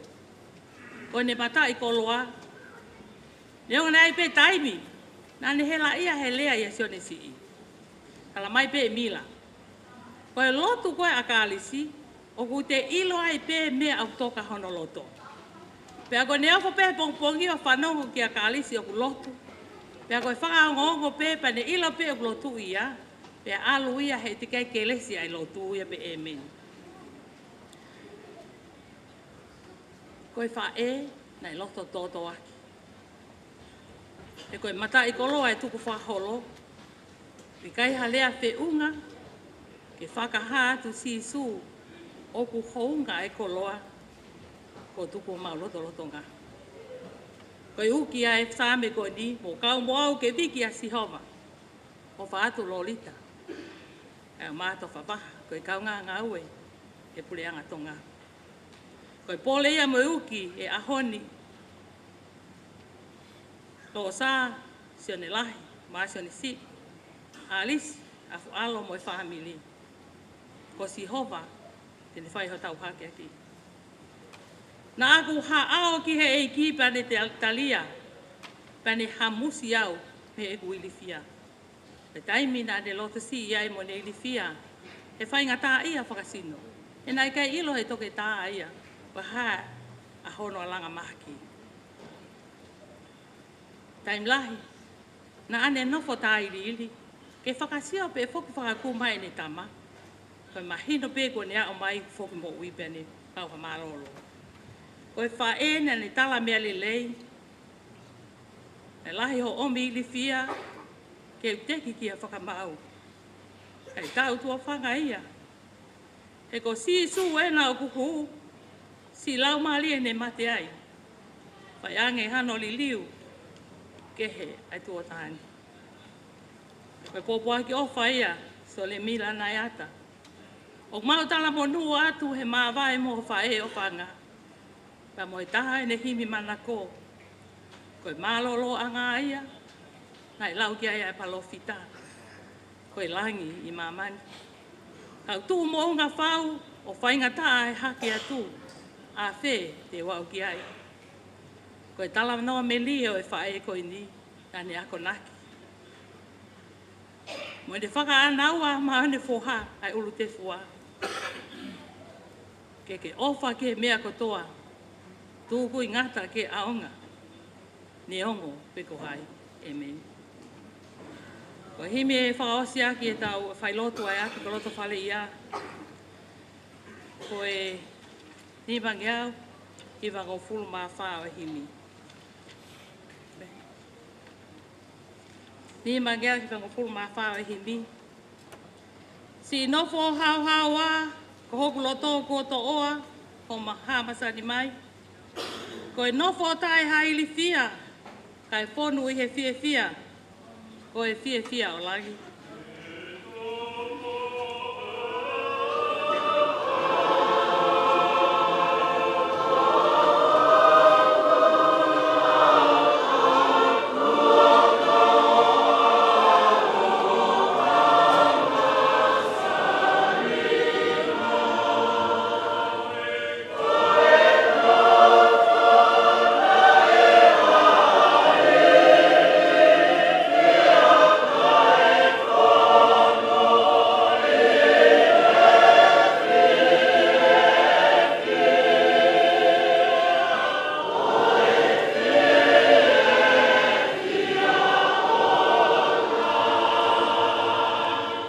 I kai ha ita pe whehia, o i kai si teu tuenuia.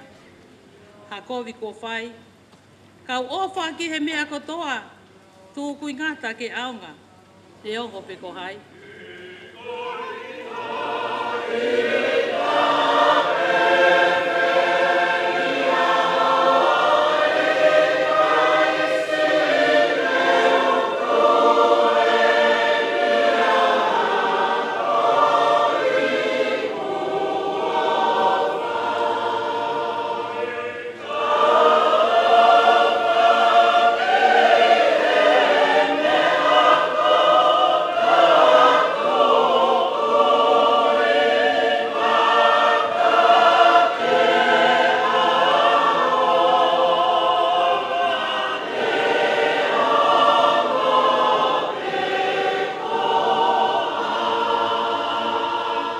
Pesi whakaosi, koe mālolo anga ia, nei lau ki ai e palofita. Koe langi i mamani. Kau tū mo unga whau, o whaingata ai hake atu, a whē te wau ki ai.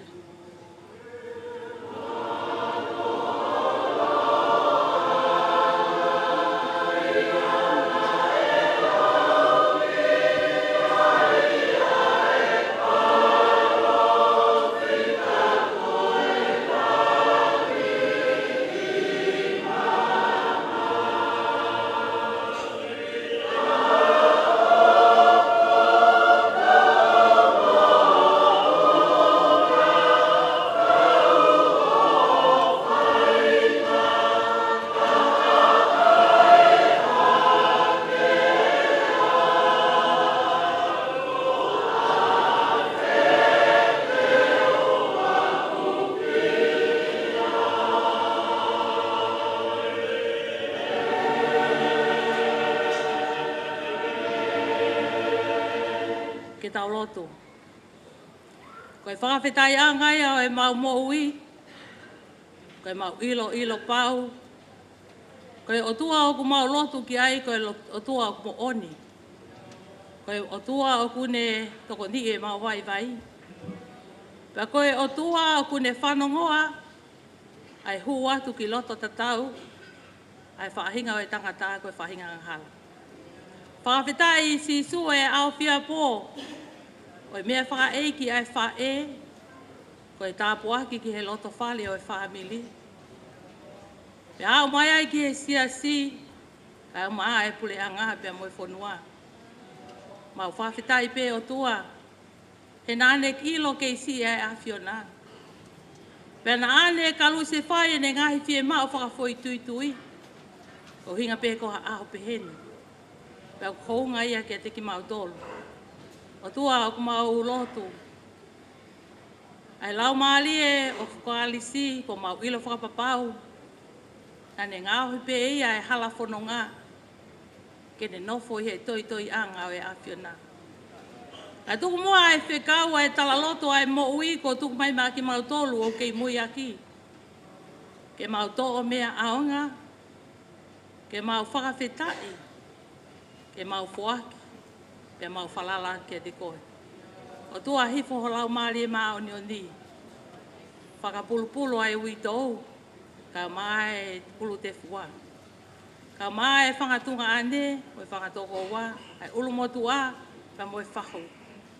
Mau hanga peo kole kia te koe, e mau tui whakapapau, e kai teke li aki ki mau tolu i he maama koe ni. Ki fo ha tā puaki, ke hoko ai whiohi anga o e whiawhi koe ni. Koe tala noa me lie, ke ako ai e mau mo ui, pia mau molo molo mui vae e si pinga, na e tā e Kalisi ma ki mau tolu. Ai toe ngā e pō pia mohono ngahi whatongia, ma loto pe kia te koe, ke tataki, ka mau mui koe ia. Ka ui he ngahi pia kotoa pia utou ke au ke loto vai vaini, whaka loto pe me langina e awhiona, he ko koe pia e kakato. Ang mau kole kotoa pēni i he kelesia eiki ko sisu klaisi. O whalahia e otua, whiohi e lau maali e maa ni, ke e te ki tau toluni kotoa pia o tai ngata. Amen.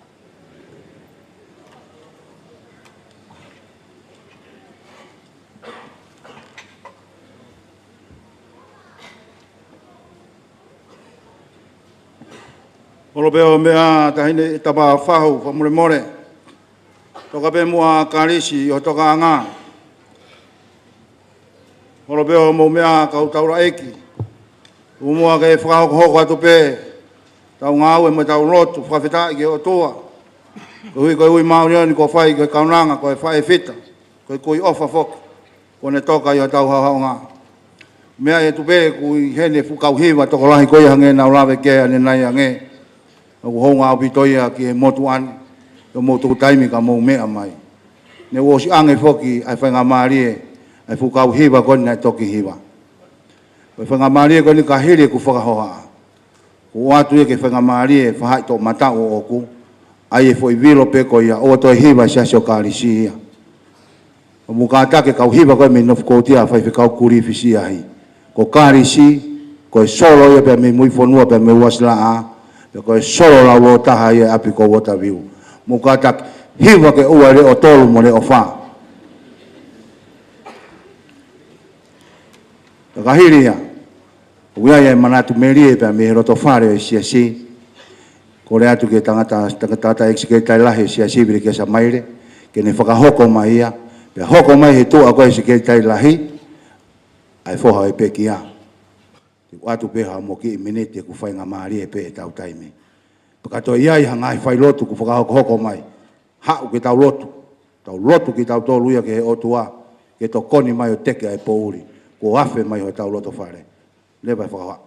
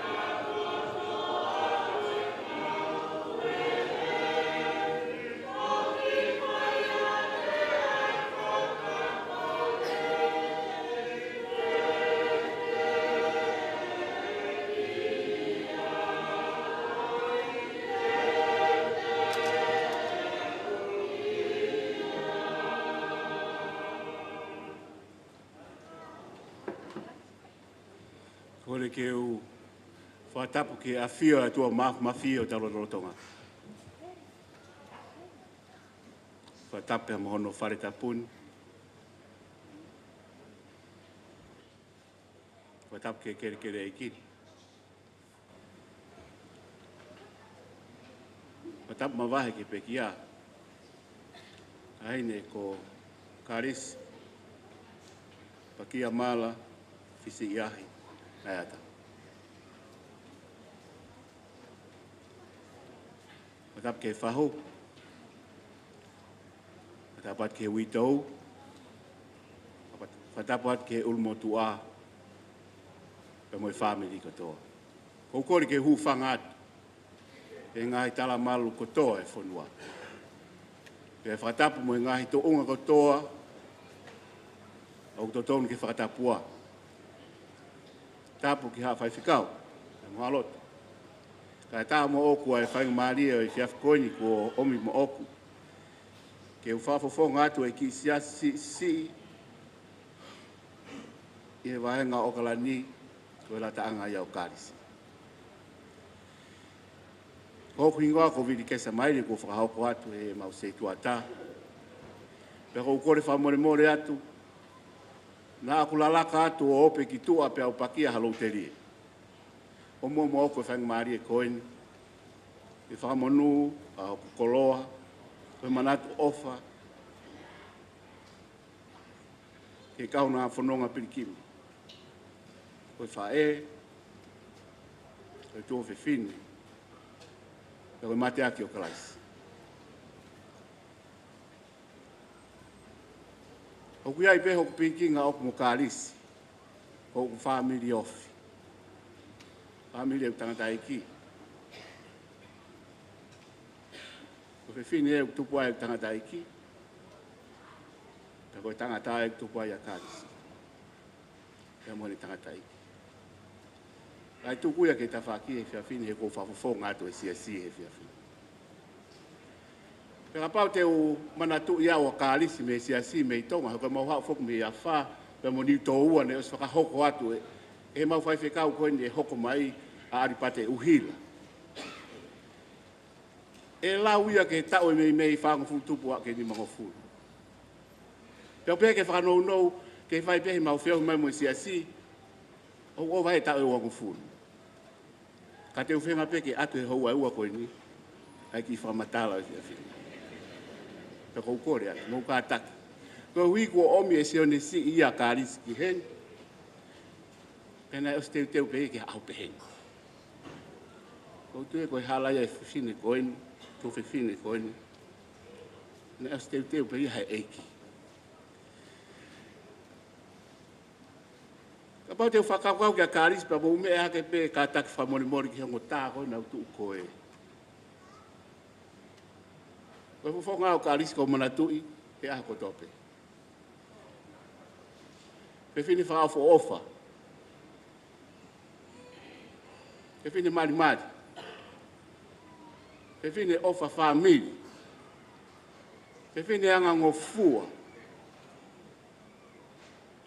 Pe whine lot moni. Ko ne ofa ko no family.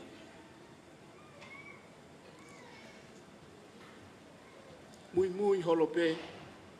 I hono ki tōnga ani si taha. Ai whaiwhekau Kalisi. Ko e tō unga e aluange a Kalisi ki Waterview. Ko ne tau piri holo i he whaiwhekau ko Kalisi. I he whaiwhekau ange a Siosifa Pole tapu mo ia ko ne mamau. Ki Waterview. Nā ne talangi ki a kuri, hao ki Waterview, ke whakatu whaiwhekau koe me ai. Pa mou kātak whamore, nā whaiwhai ko pehe ko talai hanga mai. Pe hao lewa kuri ki Waterview. Mui mai ai pe a Kalisi mo Sion. O losa. Ko tu whaiwhekau mai a kuri whisiahi i Waterview. Wai whanau tama e wha Waterview. Ko tō taha hen ko kuri whisiahi. Ko tu he tau koe ni ke hoko koe whaiwhikau pule, vai whanua tonga manukau. Koe whaiwhikau e taha ko mo te kiai whakatō. Whaiwhikau pule ia is not pālangi, vai whanua o kalani manukau. Koe mo mau whaiwhikau e taha. Aini koe ni na e whahoha atu ki mua tap mo ia, aripate uhila. Whaiwhikau mo ia o taviu. Koe mo mau whaiwhikau e tahi u whangaparoa. Son te smari. Kau kei tō me kau whaiwhikau ulaini mai me mui. Koe uhi ngai na e lata ia Kalisi o taviu. Koe pētani ia o Kalisi ko o taviu. Ka koe eiki bea ulanglangi ia ai. Kai ko langlangi ia o Kalisi. Tap mo ia. Kai ko langlangi ia koe kau whaiwhikau pe mo siasi o taviu. Ko tua pe ulanglangi ia ai. Ko le ofa koe whamiri na e peheni. Ofa hano whangatua ngā ne lakangi hatoi mea. I lo i o mau ngahi hoa, mau tolu koni ngahi tō ngā ne. Ai ofa a Kalisi o peheni. Tala vau taha pe mau tolu. Poto taha pe mau tolu. Pea ne ongo kai kia ha mau mea, mau tō taha pe mau tolu. Pea ka pau kai ke loto koi ki ai. Ka tak whamore more, koe mea pango ia. He whai e loto Kalisi, ka mau toki fua hia he mau au ki ape. E o whai a kua Kalisi. Ono ofa ngā ine wi tau. Tamasi ko sione. Naeata. Ko ofa ka Kalisi ulau kia Paula. He ne toi ko ki Kolose, ke ka kai o Kolose vahe ua. Koe mea hi mo mua plaisi suko eiki. Mo fou ia te ia, langa ia te ia, whamalohi e tui ia te ia, pa koe wha osi koe lea Paula. Tupu laki. Ia te ia. Koe whai lea whatonu rea maalia ia a Moritoni, ke whai lea whapapalangi koe overflow.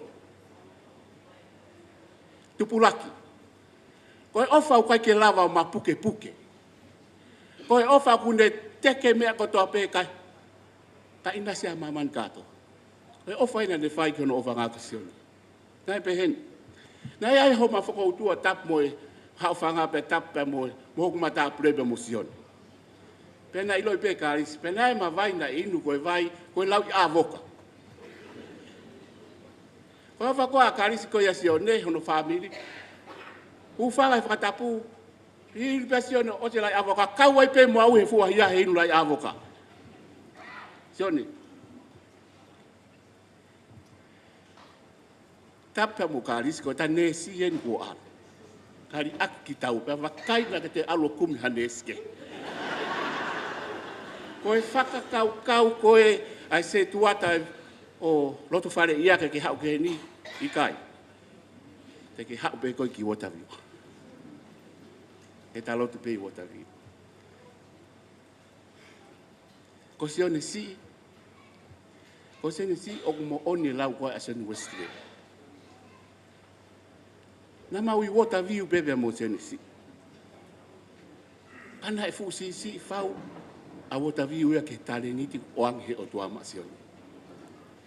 Ko sione ia ko ne potu ngā ue ana ia o kalani katoa. Pea henge koe lau kua westire. Toi peni ke hopo atua sione ki maman katoa. Sione. Sione mau ofa lahi atu ki o fofo ngā he fiaf koe. Ukai ngalo ko iha taimi. Nei whaututu pehe o tua iha aho peheni ko ne ilo i he kai hao fia e fuka kai toko lahi whau a koini mo e kau hiwa koini i wotavi. Kai la vai. Ta omi koe ki he. Ko he ko hao pehe. He kai ke whalo oroa ko hipsi si e taimi. He fine fotu mari, whati fine whao whaka taki koe lorita pe mo. Le tina e mo lo sa tā katoa ki mo tolu e Kalisi. O kai ki ilea, tamatu he whae. Koko manatu ko ka Kalisi, kai ai haane malanga, kai ai haane rea, ko pau pe e ai konga o ene rea pa kone malanga, e takua hingoa o ni tamai. Tape mo. E fine na e ofa he ni tamai.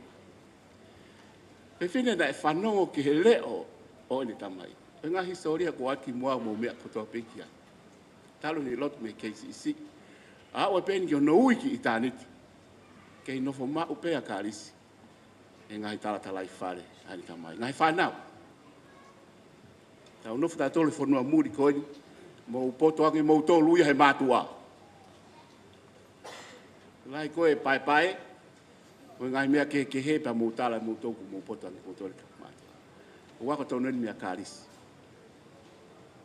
Fe fine ofa he ni tamai. Fe fine roto mawhana. O fe fine mamahi mea.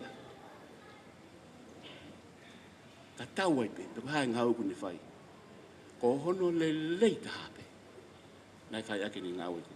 Kai toi tuku hanoi. Ka pau tala mai e whai whekau ha mau lukuluku me o se tuata. Pau maa ha mea Kalisi. Pe kui kai mau ha mea. Mo sione. Hau mea Kalisi. O pasā pe he mau kisi asio mau vā pe o osi. Pe hanga keu kei toi lahi pe ngai mea toko ni e hufanga whakatapu mo ngai mea keki. Pe whao mani kan o tai Kalisi. Te mau ana ua atu hufanga he whatapu ki o ngai kani o taina ki hau moe ke tau. Ke tau aho tāpate uruaki kotoa e mahina kotoa pe. Neongo ko sione ia nai. Whakahela i o whainga o tai. Ka te mau misiko. O eke ange kou ki o whiwhine. Sisi taha. Kou talangi ki ai. Ko Kalisi.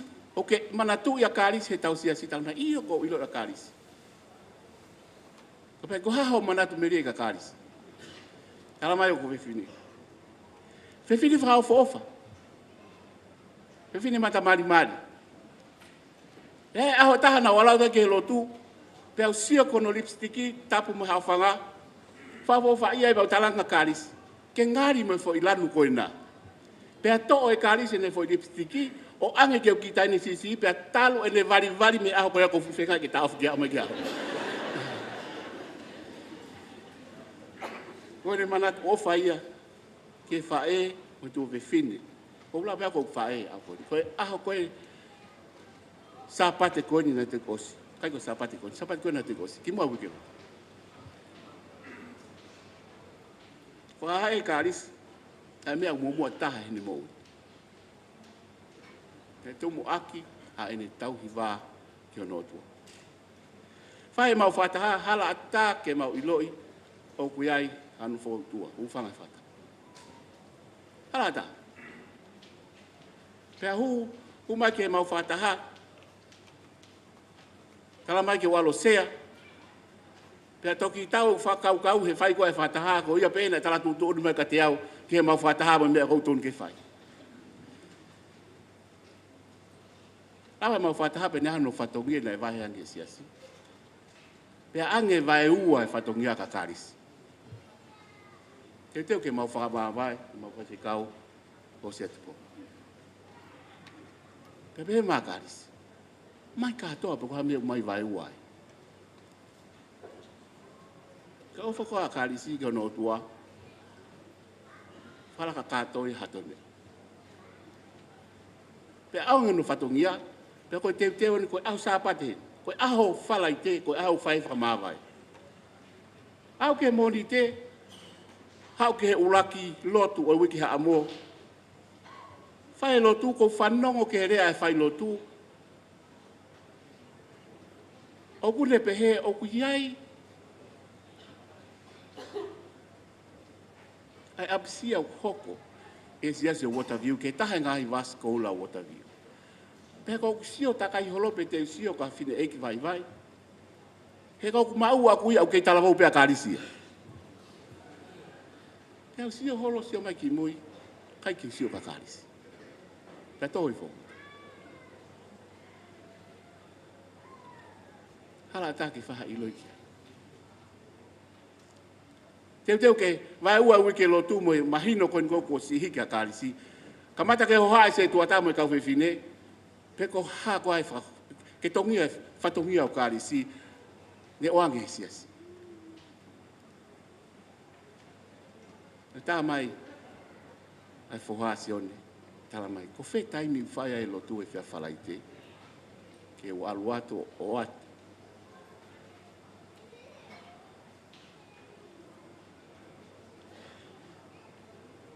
Ai te ua Kalisi, maa vai po ni whai whika.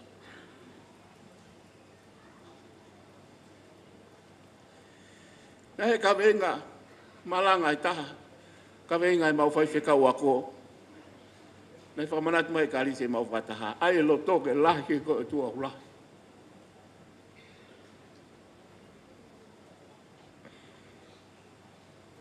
Kalisi. Alo whamanatu mai ke te ao, te mo siasi o wata viu. Ai e lotu ke ngari tangata. Pe ai e tui mo e lotu ke lahi ko o tua ulahi. Pe a honi, ko lava ho whatongia i mamani. Pe a honi ke tata alo mai. Ka kuke i e alofe kau whamooni toko lahi i e lami. O tata alo mai ka maulele whakapoepoe. Maulele whakapoepoe. Whawheta e koe mau whakao ko Sisu Klaisi. Ia e aho. Ia e aho te tau toi whei loa kia.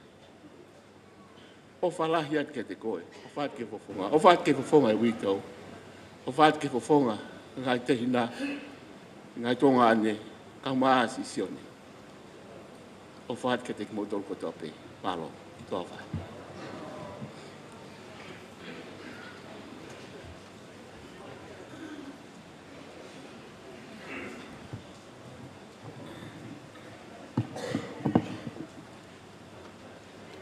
Tapu mai whia o toa mafu mai whia o tau loto loto.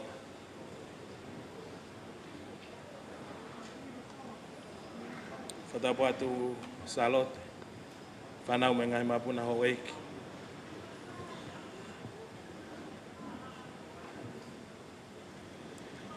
Whatapu atu ha matapule. Whatapu ke kau takatai whai whakau. Kau se tuata.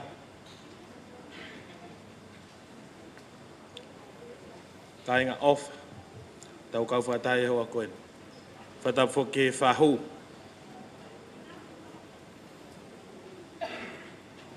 Pea ko kore ke u whangatu i he talaka kato e whanua pea mo lotu. Ka tā mō ka whainga maari e koeni ke whai ha tala noa me lie. Ke whafonga hai ku whae ofa.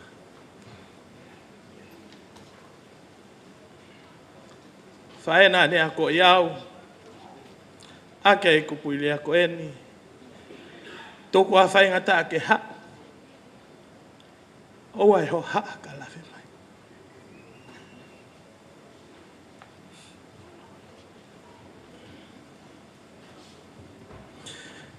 E whia whaleite, hei ke whae a moni te, ko e ne tohi no ana e pehe. Ma lope o to whawhanga e kau tau hisipi hen.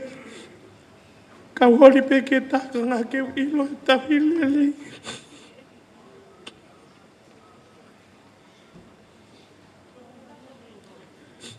E whiaftona ki e ne tohi noa. E sisu to kone ki oko kilo to whakamaa me he komi koto. E ilo e whai pe te tano nofo. O mamata ki si o fofonga. E whanua lele ne ke alu ke teo ka nofo anga ka kai kua maa. O kau mai hosi te e whanau ne hu. Kai nanga o puleanga. Ta tau tuku e whae e whare maki. Koe malolo anga ia nei lau ke e palo whita koe langi mamani. Kau tu mo ngā whau whainga tae hake atu. A whete waki. Whawhita. Whawhita iai ku mo ui. He maua whae pehe. Kene ako iau. Ke kei maui ngā pe e ko Sisu Klaisi. Ne hongo ai tangi. He tai whia maa vai pe mo i whae. Kana ni teu iau. Ke wau ke tunga ko ia i au koe. Ke hoko o koe tangata malanga hoko. Pe neonga koe ne i tāpek tala mai teu tā ke whaiwhekau ke to'o lakanga malanga. He koe ha. Koe tangata malanga o ku whakalongo o whanongo. Ko koe tuai pe ku le atu ke mei tā i koe au. Kau tala noa e po koe ni e aho pe e po uri ke to onga e whae koe ni. Ka whaia ne lukuluku hono siasi tena ai toko ua penaua. Pe ka whaia aku ka venga aku i hoku siasi pa pe at Kalisi hifi mai e, Kalisi fufulu mai e. Kone fo ipe hoi awe sione ke sio malot fale ia ko ke whae koe kau tamau. Ka kou whawhi tae pe e whiafu ko ene. Tātai koe muia e whae, alo e whae, heu ko toa mai ka venga e whamiri o tuku mai ka te au.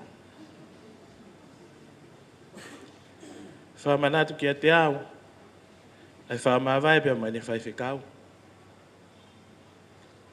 Whamanatu ki a te au, ai whamawai e tangatai ki whaiwhikau pia mounga hea moni. Whamanatu ki a te au, ai ngahi mea ke whai, he whanofo hono tōnga. Pea mou whamore more, kone tatau mai. Pea ngalo whakataha i pēmu ngahi mea kona ne whakamanatu mai. Ko iai mo ngahi amoni ka kai ke uasi atu, hai mea aluse ane e whai. Ko whakamalo lahi atu, ke te kumautolo hono kotope. I he ofa, i he lotu, i he tokoni nā mou whai, mai whae koe ni. Pea ulawe monua e oa koe ni. Whamore more pese ke tari o Waterview. Kua whakakau tatau pia mo iku se tuata. Ko o spē tāno o Kalisi, ko e whoki mai sione ke Kalasi aho. He kua uwaka wakai atu ke ene Kalasi aho, toko lahe ka witou. Pea e whoki mai ke ku Kalasi aho, he kuhala witou e u Kalasi aho. O whalai atu kia teki mo tolo no koto wha more more, koe mo ui penia ku whae. Ka ne whae ha tala noa, o tala noa pia koe ke te kata pia koe ke langa ho tō kete. Pia koe manatu ofa ke ku whae. O ku whae whiwhine ofa he kau whai whekau.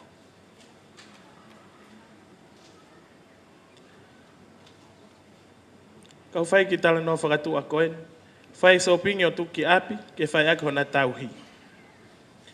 O vale pe au, mau hake ne telefoni, ku tohi mai whai whekawe mei eua, whakamalo mahe mau poli kiki. E kia Kalisi, koe hai mea nai ave mai whai whekau. Mea kotoa pena e mau he aisi nai whekai motu ake alo ave kako. Koe hangai ai ne tauhi. Pia moe ne ofa ke kau whai whekau. Pea koe ni lea kia te au. Ko pau ke ofa ke kau whai whekau kotoa. He whakapai au kotoa ngā nei he lotu. Pe koe whakahamu. Ke ofa pe he pe mo ngai potu ngō e o kui ai kia te ia. Lea whai whau pepe kia te au. Sione ofa ke tā kotoa. Ho tuku ingata ke au ngā neongo pepe ko ai.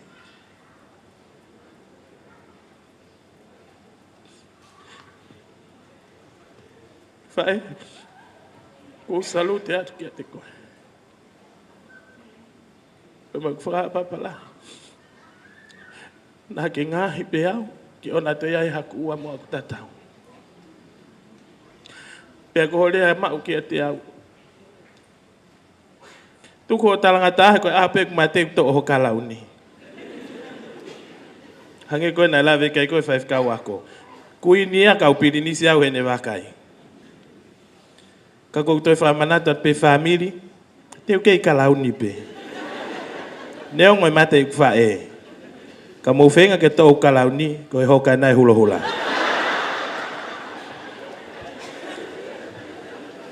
O whaatu kei whahu.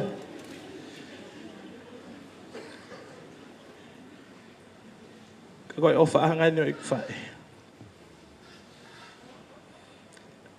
Lasa losi tau whakai wha. Na whi au he aho pia moi po uli. O vare pe koe kuna mātuku. O vare pe koe kuna toi hoko atu e na whi ohi. O whaat ke lei tohunga.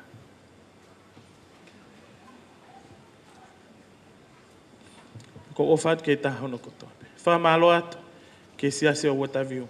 Tātai whaifkau ako se tuata. Pia moi siase hono kotoa. Malo e ofa. Malo e tauhi. Pia malo e tokoni. E whaipe mai wha e koeni. Au mai e ta mai koeni.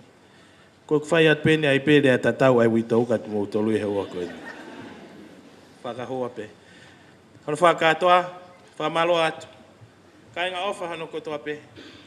Ka lea e mo ua ke whafafonga atu au. Ka mai ku tamai. Ai ofa lahi ke a tek mou tolu hono kotoa. Ka ia me te mai.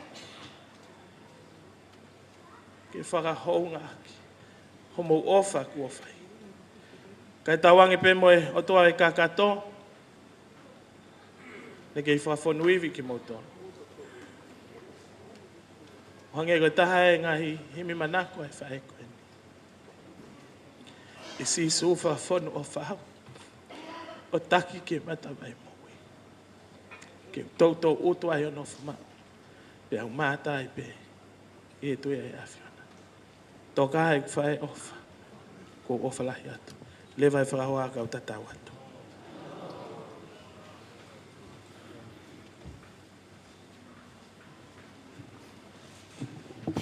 O toi vea ko mauroroa e whiawhini ki o mou mea o eki pa mo i kāinga.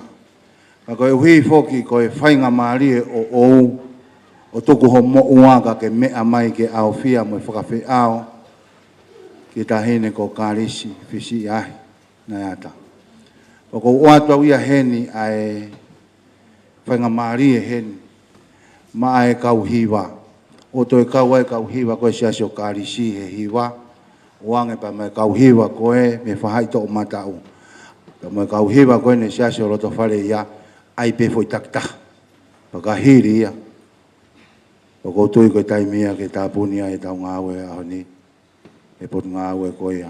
E potu ngāwe a Kalisi me wataviu. Malo.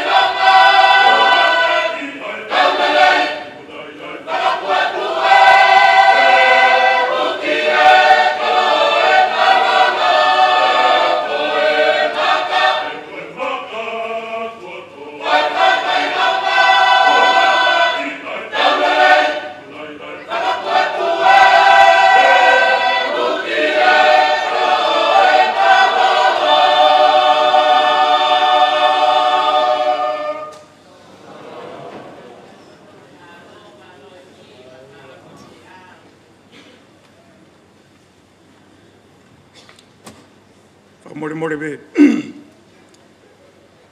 O ke whainga maari ko ni ke o whakafofonga e atu. Tangai eiki whaiwhikau. Ka mo si o water view I whailotu whakaosi e pōni. Whakamahalo atu he hiva. Ngahi kau hiva kotoa. Kore ki he se tuata. Ki lava mai be mo e himi uaki.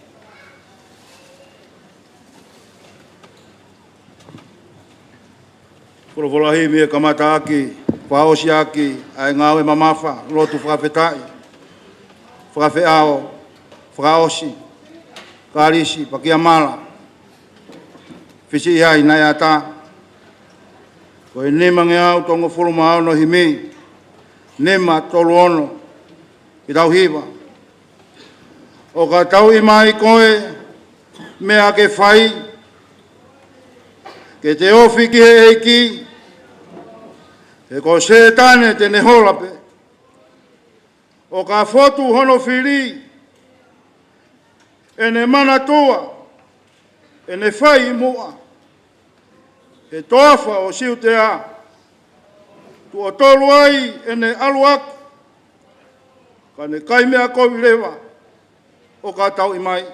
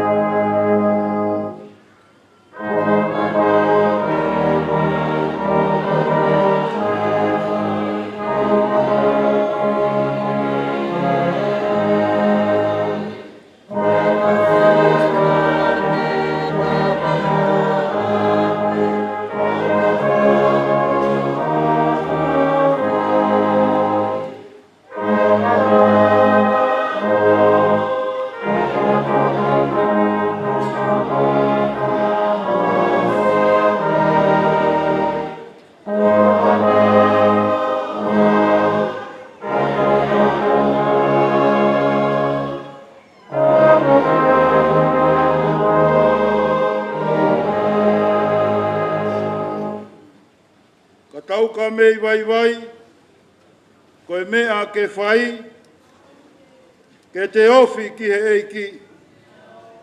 Tene omi e ngu, moha whakau, o te waki hono iwi, pea tū e hai ki he mafi. Ai mahafu pa me he langi, te taulawa no. Te nau tō kotoa, a kakano mo mamani. O tau I mai.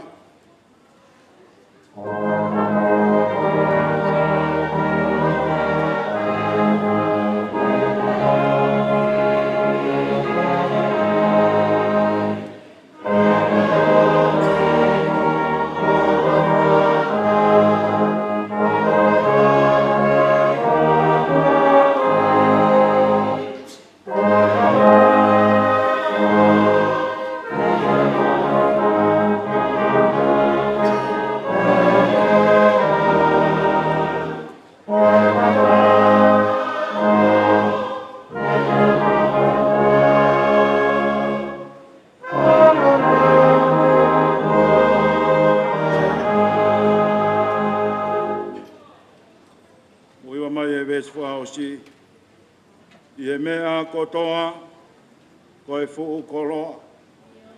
Ke te ofi ki he eiki, tene nofo mau, I he mea e hau, koe kāinga tae mahiki, koe mea whe, tene wha maa wae, ka mei he ofa a Kalisi.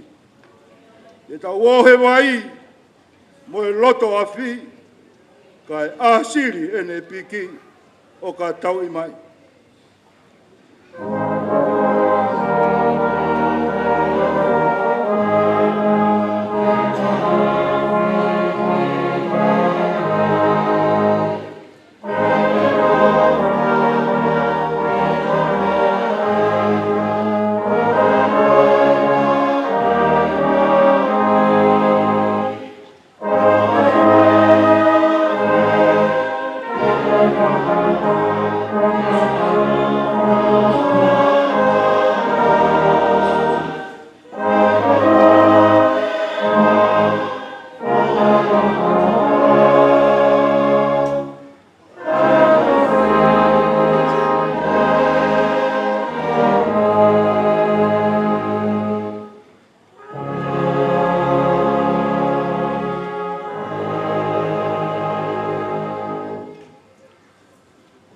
soni te olau.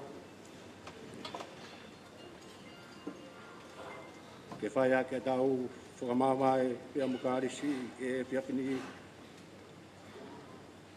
Ulau e me toia se misi whaai wahe.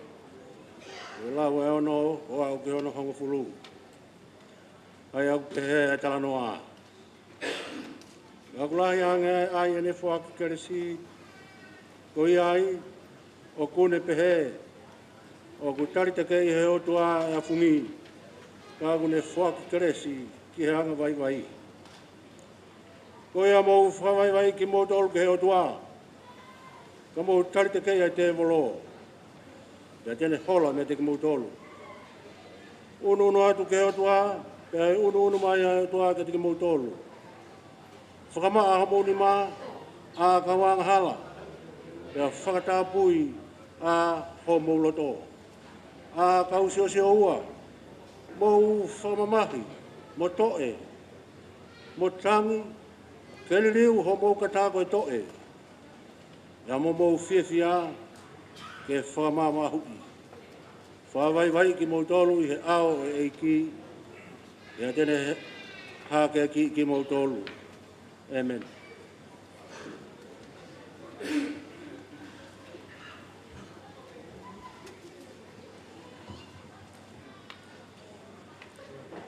Tapu pe moe a fio o tua.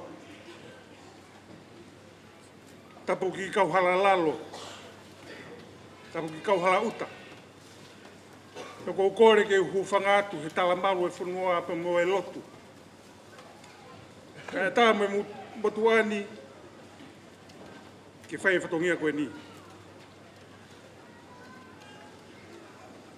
O whātu whahu.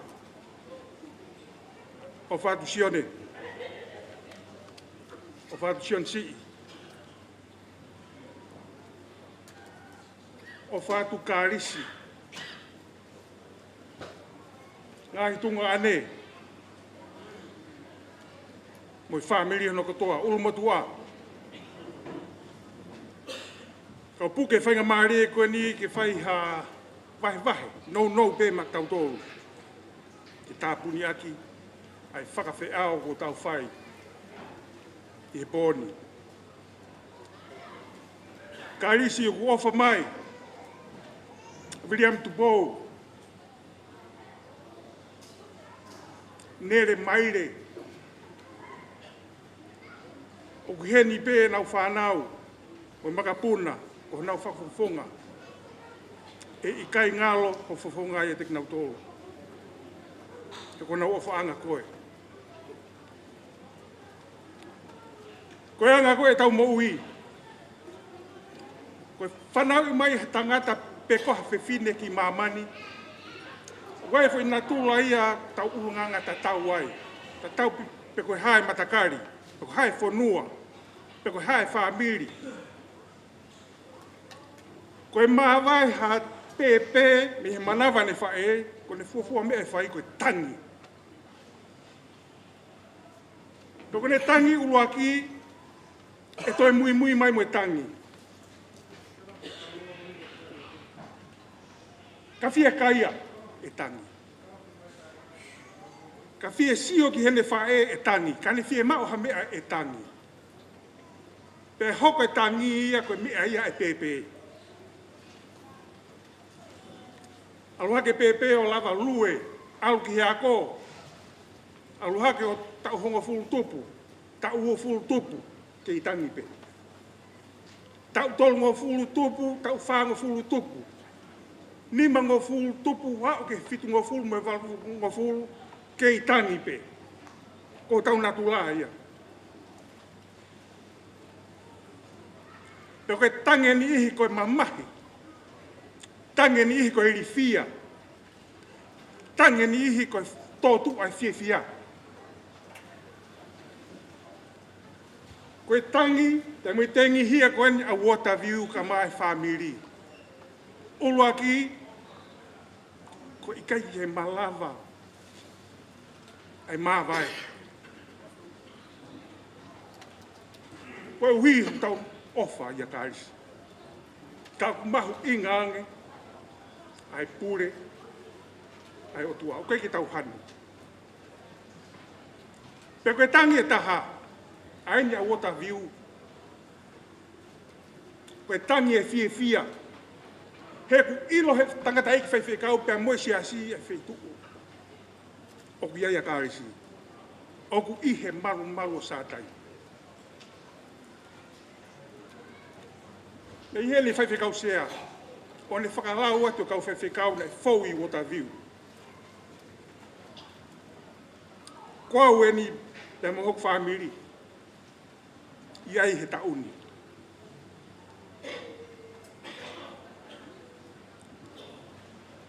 Pena o whiwhiri, ki he whakatoto e o tua. Mahino ke te au he ahoni, na taki pe e au. Taki pe he o tua au, te mohok whamiri ke ako i a Kalisi. Kai ko hatalanga i hanga mai enu. Whewhine anga lerei. Whewhine fotu ngofua. Whewhine fotu merie. I he taimi kotoa pe. Neula veo a Kalisi. Te au toki au i water view. Whewhine fie tokoni. Tuku ha maulotu. Whai rururu whana mai. Taki i whaka e weiki. Wai peha mau tawhaki e weiki. Taki au ke tawhaki. Whai he toko ni mo whare i. Loto lahi. Tui ke lahi. Mo whalala ki o tua. Ko Kalisi ia. Pane whakamanatu mai ki a te au. Ai lau koene tohi ko here ti. Tohi malanga. O ku kuonga e mea kotoa pe. Ko Kalisi e. O ku whakatu e o tua e mea kotoa pe. I he tau, ki he tau, ki he tau.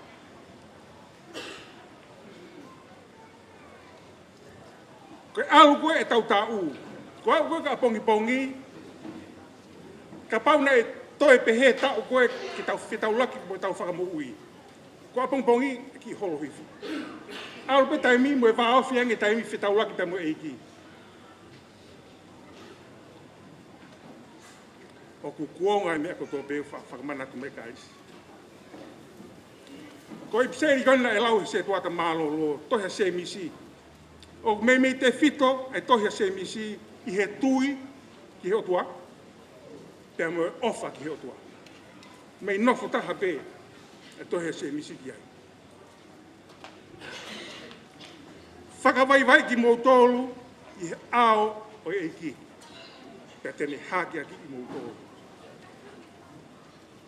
Ko i whae ko eni. Ko ilo whakapapau, e ku whiohi moia i water view. Ke whinen na ne lawa whakawaiwai ia. Na ne rea ake mea na e tui ki ai. Ka o ka pau, e toi whakamatawa mai hataha, o kune whakaukau toi maalunga ange, ai whakaukau koe, te le whakafoke ne whiu. Ko hono natura ia. Pea i kai ke te toi whanongo ki ta ki a Kalisi o tala noa mai ku hamoa. I kai. Whewhine loto maa he nane whakawaiwai ia. O whakatatau. I whakaamu a se misi. Mo whakawaiwai ki mo tolu ki he otua. Amo tari te ke i te volo. Hange koe himina tau toki sāmi aki. O ka tau i mai koe mea ki whai ke te ofi, i ofi mapeki ai. Pea koe ofi, i he tui, i he wheongongoi, i he lotu maupe.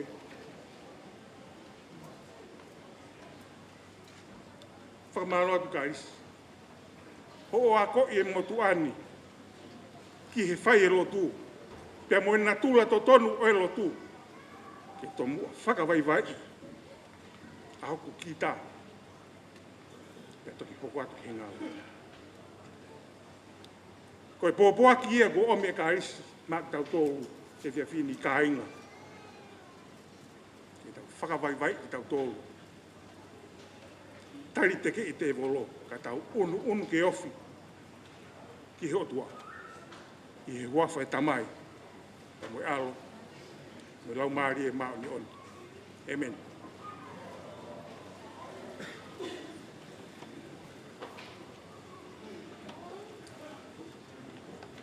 O e wholofola himi te tau toi hiwai, o e ono wataha e himi. Iai si a kainga, e fufonua katoa, taha mafi ke tokono. O kei whai pēa e whakamalo, o kei mālohi pēa e kovi. E tangi e a māmani, eiki, foki me e rangi. Wholoa e mau nofu, o tari atu, a whenai te ke toi hapa.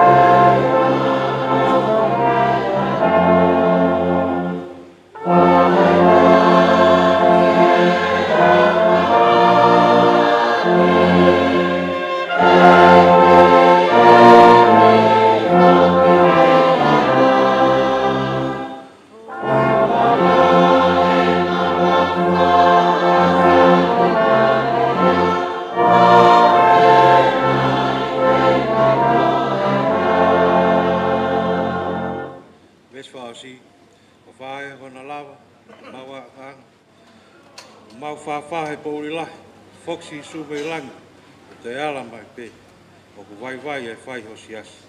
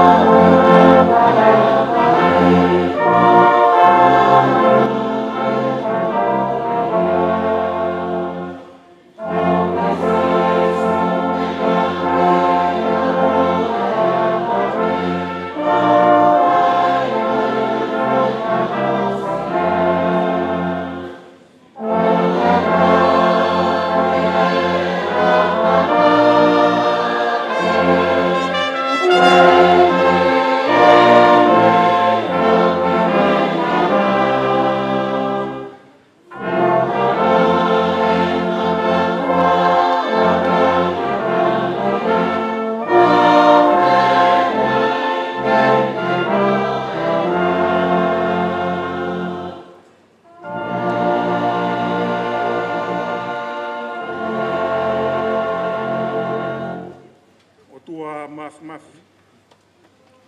Ko koe a e mau tamai ta e ngata. Ka koe tamai ofa. Te mau toe hanga ki a hai ka ko koe pe tamai. Whakamore mau tengi hia pe mau tangi he poni. O ku ikai ko ha hanu pe ko halaunga e o tua. Ka ko uhi ko ikai ke mau malava. O mo matatari ai mawai. He koho mau o whaanga. Uinga e kui het ngai e whamiri. Whai whikau sea e vai whanua tonga. Whai whikau pe mo siasi o water view. Whai whikau pure pe mo siasi o loto whare ia. Whai whikau maalolo. Te mui kāinga ofa katoa pe o tua. Ko hinga bēg mau i heni ai ki mau tengi hia whakataha. He tau mai a koe siu ki tua tonga pe a whoki mai. Koe māwā eni toki whitau laki. I he aho ko ke tūtu uni mau tōru. O ku mau whakawhitai o tua. Ko hi koe whakawhi au ku mau whaihi pōko eni. Whamaro atu ko hiko e whahu ulmotu a. Sione lahi ka maa sione si. Whamiri, tangata eki whaiwhikau pūre. Wahinga ngau e o kalani manu kau. O maulotu atu e atua ke kau mai. Tataki ki mautolu. Toi pe ngahi hoa si pe mau maa vai. Te mo fae ko ni ko fae fita. Ai fai fe kau kune teu e fola ki a pongi. Mo kau tokoni. Mau hapai atu ki ho afio. Whakaivia. O mi hakelesi. O mi ha mama. Ko hui ko e teu e taata alo. Ta mo e fae fita ko eni. O mau lotu atu. Aki mau tolu kotoa pe mau kau whakataha he pō ko ni. Ngai whaamiri. Kai ngā ofa. O mi ho tāpua ki. Ko ke ui atu koe a Kalisi ka kumbau tolu e ni o kutoe. Ke mau unu ke mau ofi atu ki ho a fio. Ka mau tari teke i a te volo. Koe mea bea ke mau whai. Ka tau i mai, koe mea ki whai ke mau ofi atu ki ho a fio. Malo e mau fola. Malo e mau whakahino. Ke mau unu atu. Ke mau vaofi bia moe a fiona.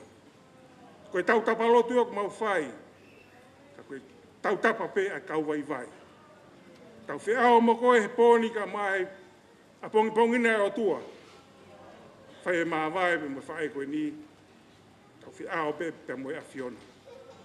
Mau kore ka atoa e ngahi mea ni a Sisu Christ pe ko alo. Ka koho mau whakamo ui. Amen.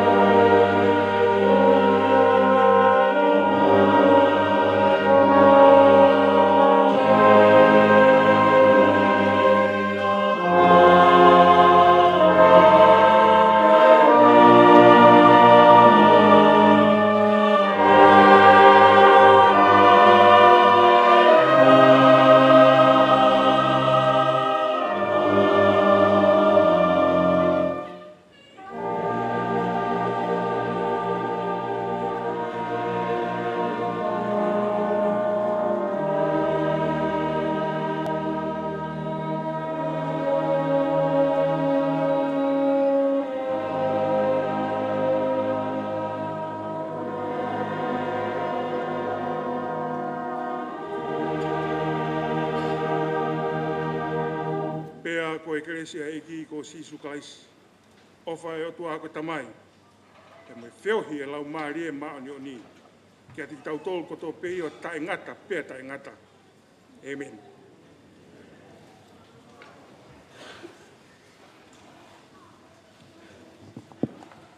Whakatulou atu pe. E whakakato atu e whatongia whakaosi. E ngā loto. Kumoa ke u whamarumaru atu pe u tala whakatapu kakata ko a whaki a pilotoni. E watu e popoa ki whaosi koen pa me hitatai whakau e wahe ngā. E mau whamaro i uru motu a. Ai whai whikau. Foto whisi iahi. Whai whikau marolo o e apini. Kuse pāniti. Foha. Whangatoko ua. Whangatonga ane o e pekia. Whamiri tamai pa mo e whamiri whae o e pekia. Kau maa ka inga kotoa pe. Ko moulawa mai. I tau whakakato e whakawhiau whakaosi ai siasi o whaanga o Kalisi. Pa mo e ne whai whikau, pa mo e ka inga rotu pa me water view. Mo watu ai whamaro o Kalisi. Maro a pito Kalisi. O omi ai ki motua koeni me ngaru whani fō pa mo e mui hopo hopo ngā. Ke uha o whai whatongia fu kakai toko lai pēni. Ko whamaro atu Kalisi. I o rea whakaosi na ke whai mai ke te au e aho ko ia. Aho whāka koe aho sāpate ia. Urak sāpate o e tau. Se tuata. Se tuata. Ai e lo toke lahi. Ko e otua lahi. Ka maro lahi atu Kalisi. O omi au. Ke tū atu pia mei muane o whai whatongia. Ko le rei taha e kuala whakahoko. E whakawhiao. Whakaosi ke wheito ona. Me ho tangata iki whai whikau ka mai whai whikau ako. Me ho kai ngalotu ka ko ho ofaanga. Mau tatau atu. Malo e mau whenga maari e ulo motua.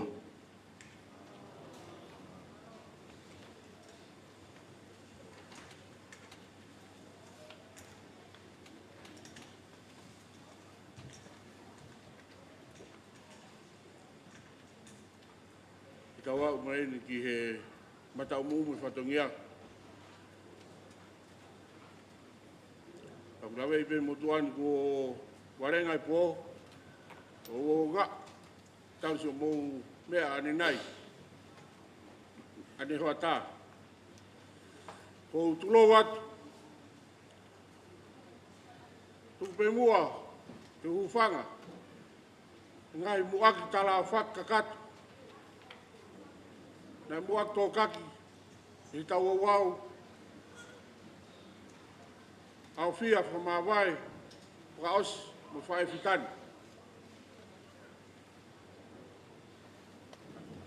Kai hufanga ta mau wai, runga he papapi taimi, ke whakakato no whatongia. Muaki whamaro e whiawhini. Whawhikau sea wahenga. Toenga kau whawhikau e ngai wahenga lala. Ngoha whaolunga tonga. Toenga ko mo whawhola e kie mamana wholofola he whiawhini. Ko tu hulu ka te au mo utou si ute fua mo toenga whamiri kau maa e siasi. Mo kai ngalo tono katoa. Kau takat mo se kwa malo ke kau se tuata. Kau tak kelas A. Kau maulakanga ngai pot ngoe ke kehe. No soa. O tawiu, no te whare ia. Mo toenga ngai ngoenga mo hen. Gracias. Peke mau harea whiunga. Ki whai homo whakamaro ia.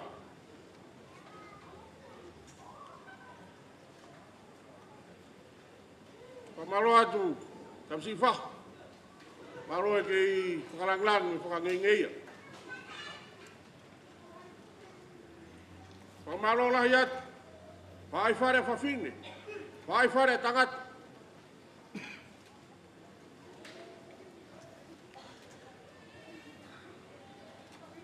Eiki niongo koe haa. Ure a au o fuea. Ai ke taria. Ke whai hufina ngalo ia. Tumu mua ke hea niu ke ni whakakato atu. He koia pe e kakato.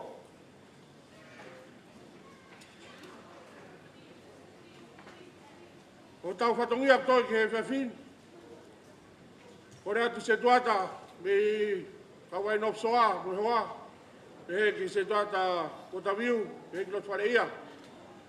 O toi o tau whatongia ke whakakato ki lao ki peito.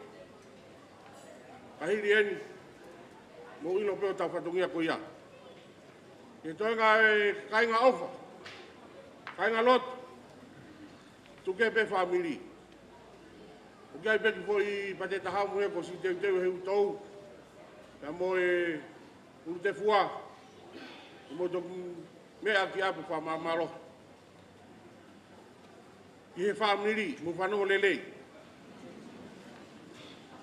Whakaha mai e tau whaiwhekau, ko e o no e ema, taim whaparang koe anu silani. Tau whailotu ai, a heng heng.